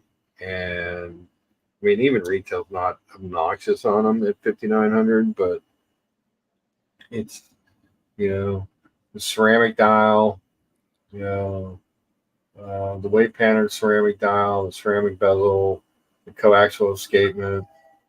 It's even got a helium escape valve in case I want to go saturation diving. You just never know. You just never know what you're going to want to do. But I'm thinking about putting it back on the regular factory bracelet. I'm not sure. The only thing about this bracelet, it's the straight lug thing that I'm like, Sometimes I look at it, I'm like, I wish it was on the factory bracelet. I don't know. We'll see. We'll see which way it moves. They're Omega bracelets notoriously hard to get on and off. Get the links out. They're just difficult. They do not make it easy. And the screws on both sides with a center pin. Oh, it's horrible. Horrible. Definitely something to have a professional do if I knew. Billy says Omega bracelets are very good. I don't like the stainless. The rubber bracelets are very good. Yeah, the stainless steel bracelets do leave a little. The only thing I do like about the normal factory bracelet, it does have the micro adjust in it, which is nice to have, which you don't get on the mesh. But this bracelet is phenomenal. This is the way to go in the Aquaterra. It feels so good. And like I said, for summer, I'm in. I love it. Very happy. I was actually kind of happy that after I received this, I was okay. I wanted it. I was like, okay, that's cool. But when I got it and opened it up and looked at it, took it out in the sunshine the first time, saw the sparkle off this dial, I was like, oh yeah, this is actually a much better watch than the IWC. So, no complaints. Troubles with Brian. He wants the sword hands. I traditionally prefer the sword hands, but one of the things that attracted me to this watch is the legibility of the black skeleton hands on the white dial. So I can put up with them a little more on the white dial, because you don't lose them at all. And the white dial with the red script and the red tip of the second hand is just, to me, very cool.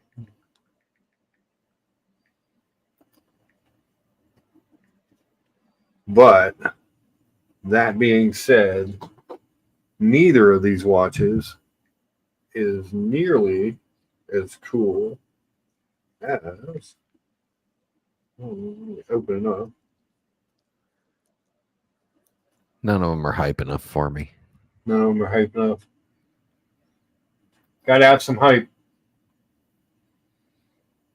The CK-59. And that's just a beautiful, simple sector dial watch. But really, what really makes this watch, for a manufacturer machine movement, hard to beat that one. Why they only made this for 6 months, I'll never understand. This watch, I think, is a winner. CK-59, mine is number 237. Most people estimate they made around 3,000 of them. I don't know that they ever released the number that they actually made, but it's just such a great watch. Why they wouldn't want to continue? Like, I would scrap the DeVille line and build off of this. You know, the Constellation, I guess they sell a lot of Constellations in Asia, so they keep that. That's never been a line that really did anything for me. But this watch is just so good. Doc Mick in Florida, he says, a similar great watch is the early 2000s Omega Seamaster 300 GMT, especially the Jerry Lopez edition. Well, now you piqued my curiosity, and I have to look this up, Doc. So it's the Jerry Lopez.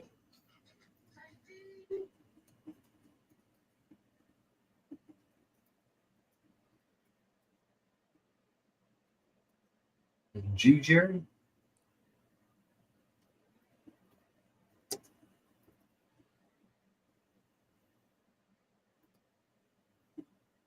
Oh, yeah, this is a great watch.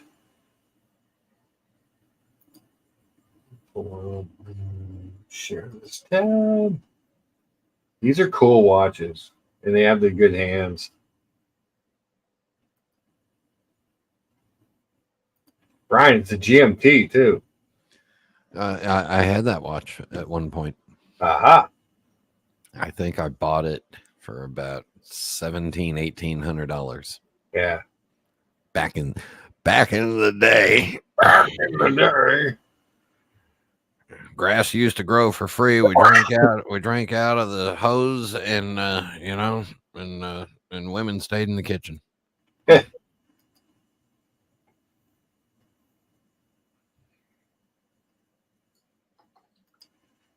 think that says the only thing I don't appreciate about Omega or any other is AR coating on the outside. No. I don't. You know what? Here's the thing. The AR coating on both sides of the watch, yeah, it's possible you could scratch it, but I've never had an awful lot of Omegas. Never scratched one. But the one thing that you do get, even on this crummy camera that I have, is, I mean, there are angles you can look at it, and it doesn't even look like there is a crystal. You really want to get in and see the watch. That's like one of those Braille watches that didn't have the crystal, and you just feel where the hands were. Yep. I mean, it's just so good. It's so good looking when you look at it. There's times when I'm driving. Dear Artifact says he loves the big triangle Seamaster.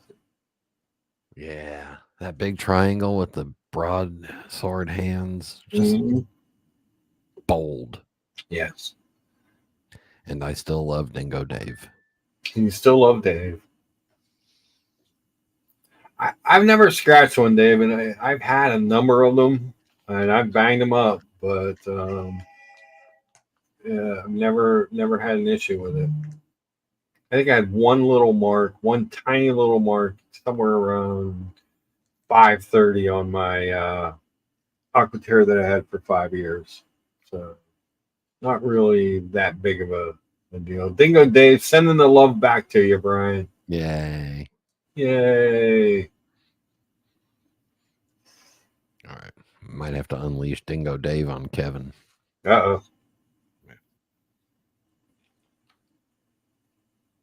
Dingo Dave, what is the AR coating like on a Grand Seiko? It's very finely polished. Is it Shiratsu AR coating? I'm thinking about getting my Mini with that clear coat, whatever thing. Oh, yeah. Because of all the bugs and stuff around here. Older Planet Oceans were nice too, yeah. She says the Oreo cookie, yeah. They make that new one. It's not as good. Let me see if I can pull that one up. Head on over to the Omega site for this one. Seamaster Planet.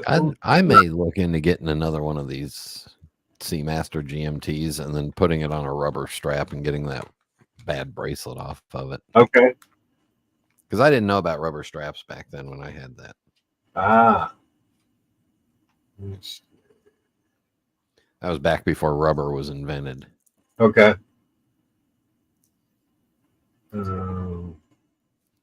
This one is the new version. Yuck. Not as good. Just not as good. Yuck.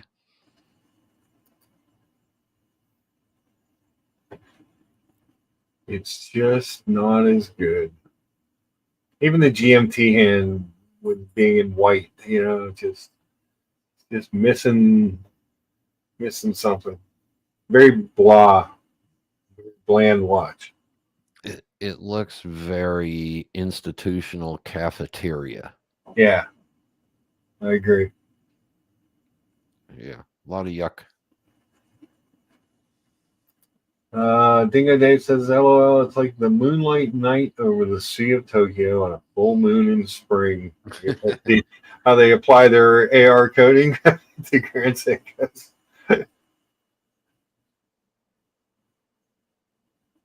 But only the second full moon of the spring, not the first one. Not the first one.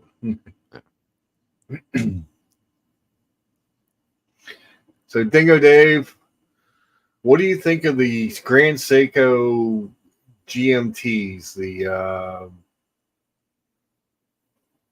There's this one Grand Seiko that I kind of like. Let me see if I can find it. It might be in the Evolution 9 collection.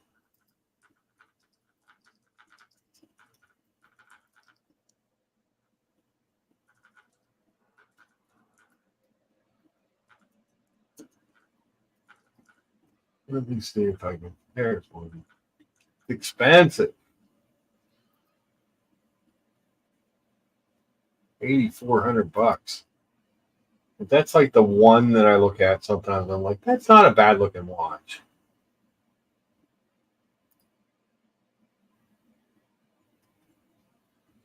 That's not a bad looking watch until you put it on and you realize the bracelet is from a $3,000 Tudor.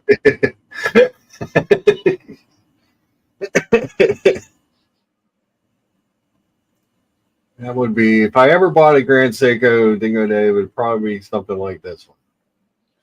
You know what I'd do? I'd put it on a red strap because I need a red strap for continuity on the TV. There you go. Take it off that jingly jangly bracelet and put it on a strap. Dingo, no thoughts on this? I'm shocked. Shocked to hear. I'm shocked not to hear anything. But that's the one. If I was going to buy a Grand Seiko, that would be the one. But I would never spend $8,400. Even the power reserve, I don't mind on that one. It's subtle.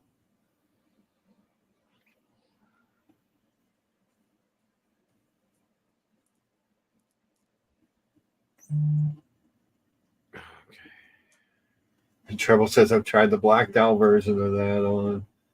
It's nice, but I'm never gonna buy it. That's probably how I feel. Dingo says no, he doesn't like this Grand Seiko. He says it's okay, but meh. Oh.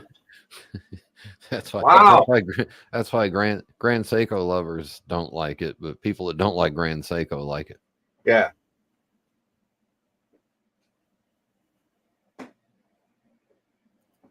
Omawatari Watarti on a strap is the only Grand Seiko for me. But again, I don't understand. I don't understand the name or the pricing. Let's see if I can find this.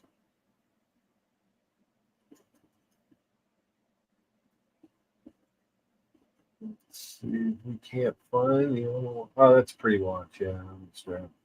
It's showing $8,300 at geez, oh Pete.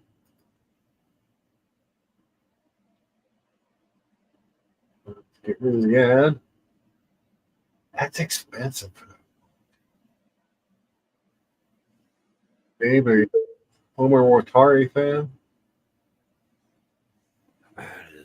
Oh, that's a lot of finishing cost. Yeah. 8,300. Damn. It just seems like a lot to me. It seems like a lot. I did try on a couple Grand Seikos at my local AD because Rolex pulled out, and so they put in Grand Seiko. And it was interesting to see. It's 3 a.m. I just woke up. My eyes haven't fully adjusted to the light yet. It's probably much nicer than I'm seeing. Dingo. I woke up a little bit after 7 a.m. this morning, and it took me until about 2 hours ago for my eyes to be adjusted. There you go. Oh, man. That's funny. But yeah, there's just really, really a lot of money for the watch. I don't know. I mean, I look at that watch at 8,300, and I look at this watch, which I think retail was 65. I'd rather have this. I know I'm not getting the fancy dial, but I am getting a sterling silver dial, an AG 925 dial. I'm getting the sector dial. I'm getting the coaxial escapement, the 8926. I mean, I don't know. And for a lot less. I bought that one for around $5,000 on the secondary. But it's a good looking. I mean, it's nothing wrong with the watch. Good looking. It's just $8,300. The 3-hander without a date.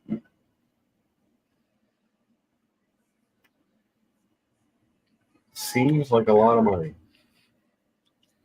Yeah. I mean, if somebody put a gun to my head and said you need to spend $8,000 for one of these, I would buy this one for $8,000 before that one. For $8,000, you could buy 6 Aqua timers. There you go. I don't think we get 6. I can't. Does that have like a red post on the GMT hand? No. It's just the angle. Yeah. That's too bad because it would look good with my red leather strap for continuity on TV. Oh, it's black.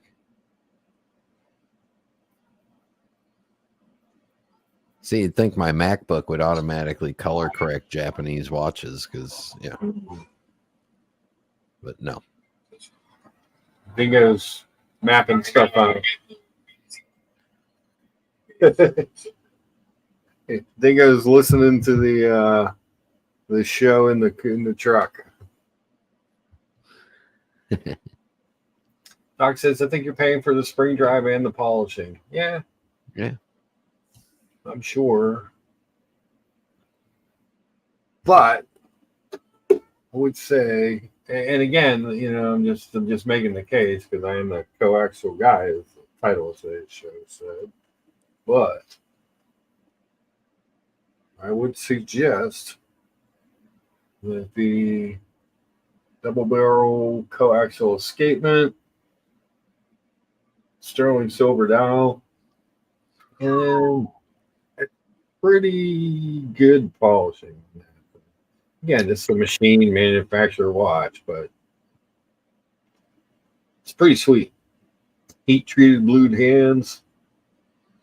That right there is a Pittsburgh formal watch.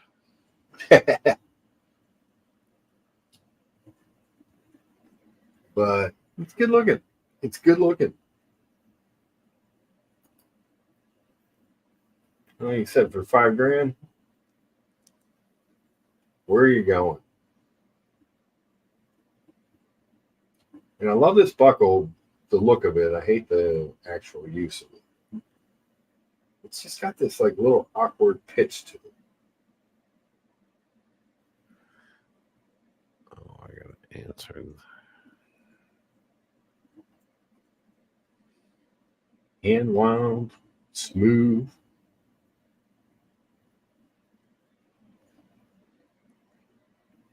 But for the money between those two, I would pick that one every time.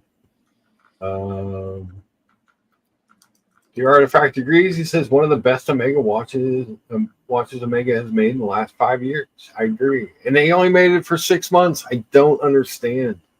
I mean, I appreciate the fact that if I ever wanted to move on from it, I'd probably get my money, if not more, out of it. But it's such a good watch. Why would they only make and they didn't advertise it, that watch had very little fanfare. It was released under the specialties catalog, which you ever go to the Omega site to find it even it's because it's not in any, it's not a Constellation, it's not a Seamaster. It's just, you have to actually go into a special section of the website to even find the thing existed when it was out. And I kind of assumed that they would make a limited run of it, those numbered editions, and then the next year come out with just the regulars, and they didn't let it go. You know why they had to stop making it? Why is that? They had one guy that was really talented and wanted to show off, so he made it, and then they found out about that and fired that guy and his boss and crushed the design and destroyed the model and everything. Because it was way too. It was like, wait a second, we can do this stuff and we make all this other crap. No, we'll just kill this off. I will tell you, when I went into the Swatch boutique in Philadelphia, they were all like goo over it. They said they had gotten one. Yeah. What was released. We were very excited to see it. There is one on Joma Shop. Is there? Yeah, I think it's a little bit over 6,000 for it. Yeah. But you also don't get the actual Omega warranty with it. Then you get the Joma Shop warranty.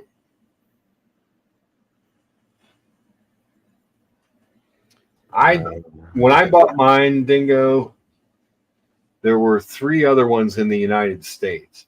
There weren't a lot worldwide either, but let's go over to Chrono 24 and take a look. Because at the time, there were not a lot of them. And mine showed up on the 1916 company, who I know, bought watches from and trust. So that made it a thing too. Let's see here. UK 5203, UK 8455, UK. Jeez. I don't see any in the US anymore. I must have started a trend. Yeah, I don't see any of these.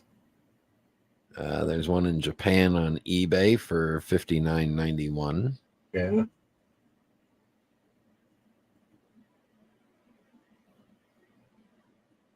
Tough one. 2 in Japan. Mm-hmm. Does that guy still have the one on the metal on the mesh on eBay? No, he heard me talking about it, so get that shit off of there. There was a guy who had one on the mesh. He had the leather strap and the mesh with it. He was asking like 10 grand for it. I was like, dude, seriously. You're insane. So that was actually what gave me the idea to put the mesh on it in the first place. I don't see any. I just see a couple in Japan on eBay. Yeah. Here in Chrono 24, there's none in the U.S. So, like I said, there was only a couple few, but they made it for it was such a limited run. I mean, I know 3000 isn't, super exclusive, but it's for a Mega it is, and for such a pretty watch. But yeah. Oh, there's one in Brookline, Massachusetts that comes with 2 extra straps. Ah, what are they asking for that one? $61.50. Mm. It looks like it's the original strap, and then a nice little gray one and a black patent, alligator leather kind of strap.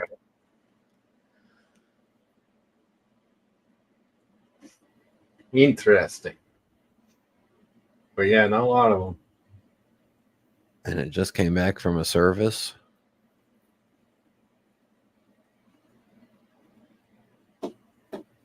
The watch is only 2 years old. It said the hands were misaligned. So maybe it got jarred a little bit. Yeah. So fairly low number too. It's like 700 and something. Nice. Alex Kojak. Yeah. He's got number 4. Yeah. I have number 237. There's a scammer on Etsy trying to sell one.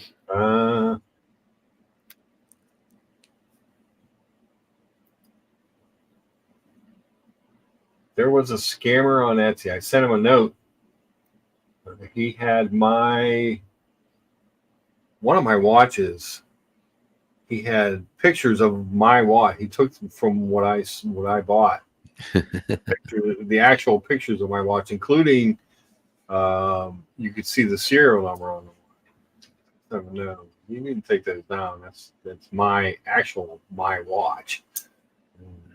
Number 2615. Yeah. What? No, it wasn't the CK. It was a different one. There it is, Brian. Your favorite Swatch Group shitter movement. That is beautiful. Just really, I mean, for a manufacturer watch, they just really did a nice job. That was number 2633 or 2683. 2683. Yeah, for a manufacturer caliber, that's just a great looking piece. Sexy piece. I like it. I like it a lot.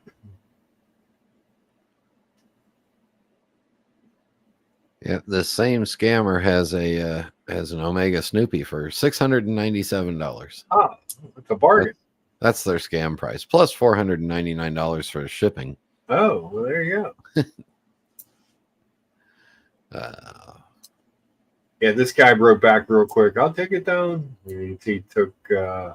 He left. He got new pictures. It was the IWC. It was the carbon dye IWC. He got other pictures. He left. There was one of mine left, but it didn't have. It wasn't. See the serial. I was just like, what the hell?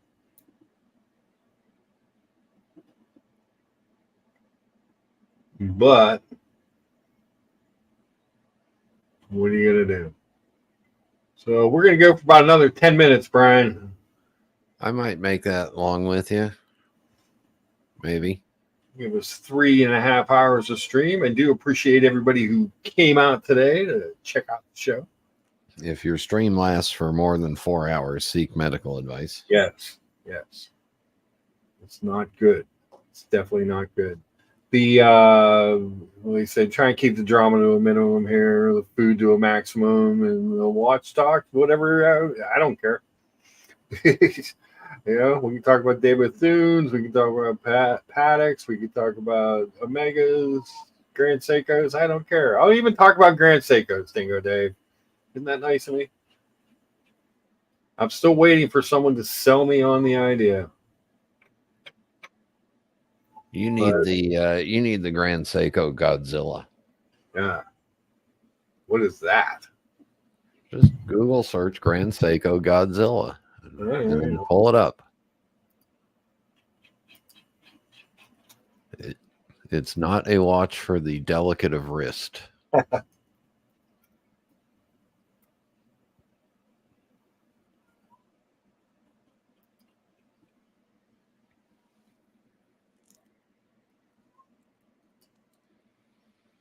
There it is. Boom. That is a fantastic large watch in person. What do we got here? High intensity titanium case, 72-hour power reserve, 44.5, 14.36 or thick, 200 meters of water resistance, 4,800 Gauss anti-magnetism, 12,700 euros. Yeah, you can find them cheaper than that, but yeah, that's the color on it and the way the color works with the strap, fantastic. Yeah. Very cool, very cool. I could see you rocking that to a Steelers game. And Dingo Dave says, "Yes, that's hot, Brian. He would love it for $2,700." Yeah. Yeah. Let's see if we can't find one on Chrono.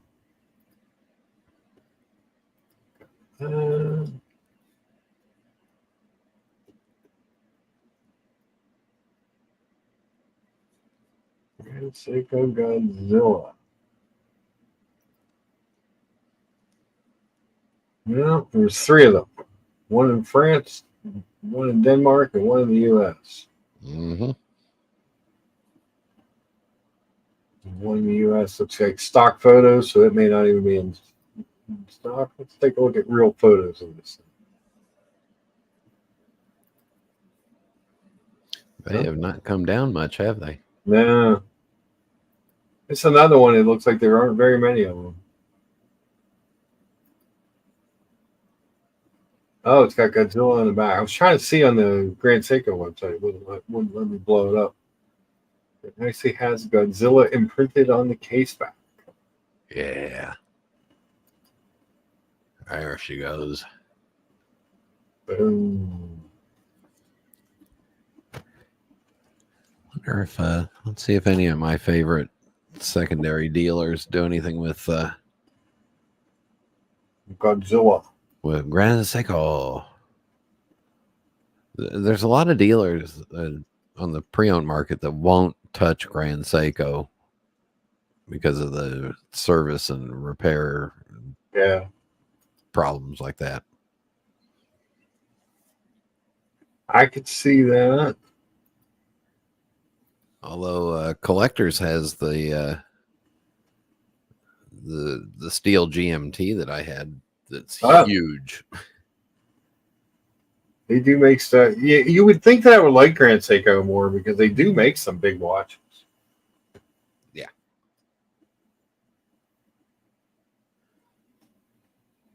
$4,500 for the very uninspiring, very big Grand Seiko GMT Sport Spring Drive.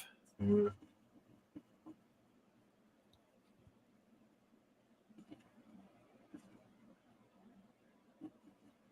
But I heard they had to make it big so that it would be shock resistant to the movement because of the spring drive and blah, blah, blah, blah, blah, you know. Yes. And at $4,500, that bracelet is correct for that price range. Yeah. I can see, yeah, that's always an issue with the Grand Seikos is the birth a lot.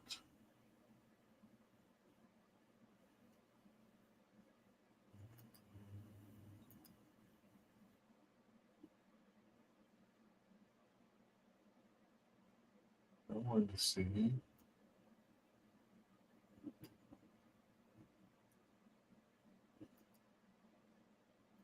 One other Grand Seiko on here. Yeah. Since I was talking about it earlier.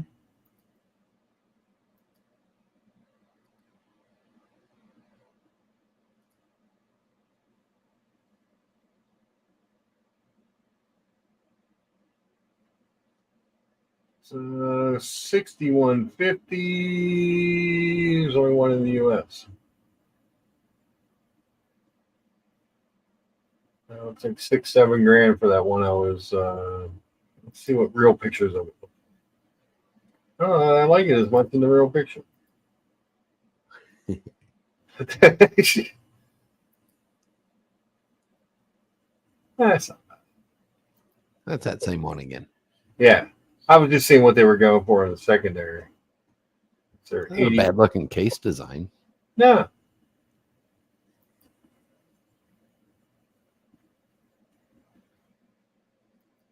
It's definitely an interesting watch.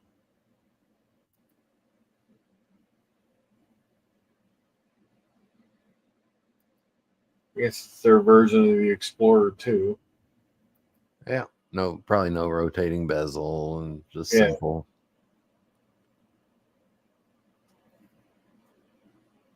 And it's been a while since they've come out with a new limited edition. Yeah. Or I just stopped listening. That's possible too. I did find what I tried on at my local AD a few months back.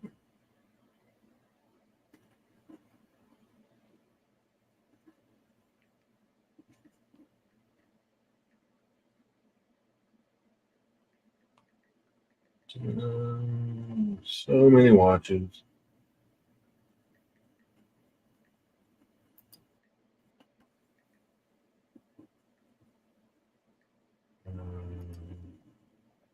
I did try on this GMT.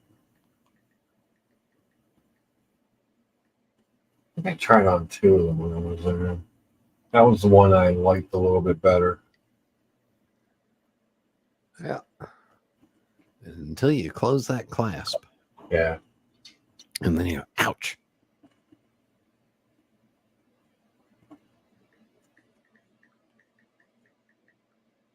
It was okay. I mean, it wasn't, I mean, you could see the polishing and stuff was pretty nice and so it wasn't I tried on two of these. Let's see that.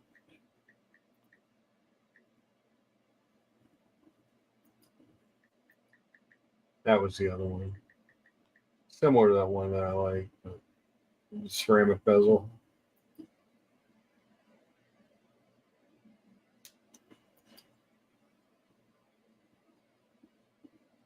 See, Dingo, I tried them on. I tried.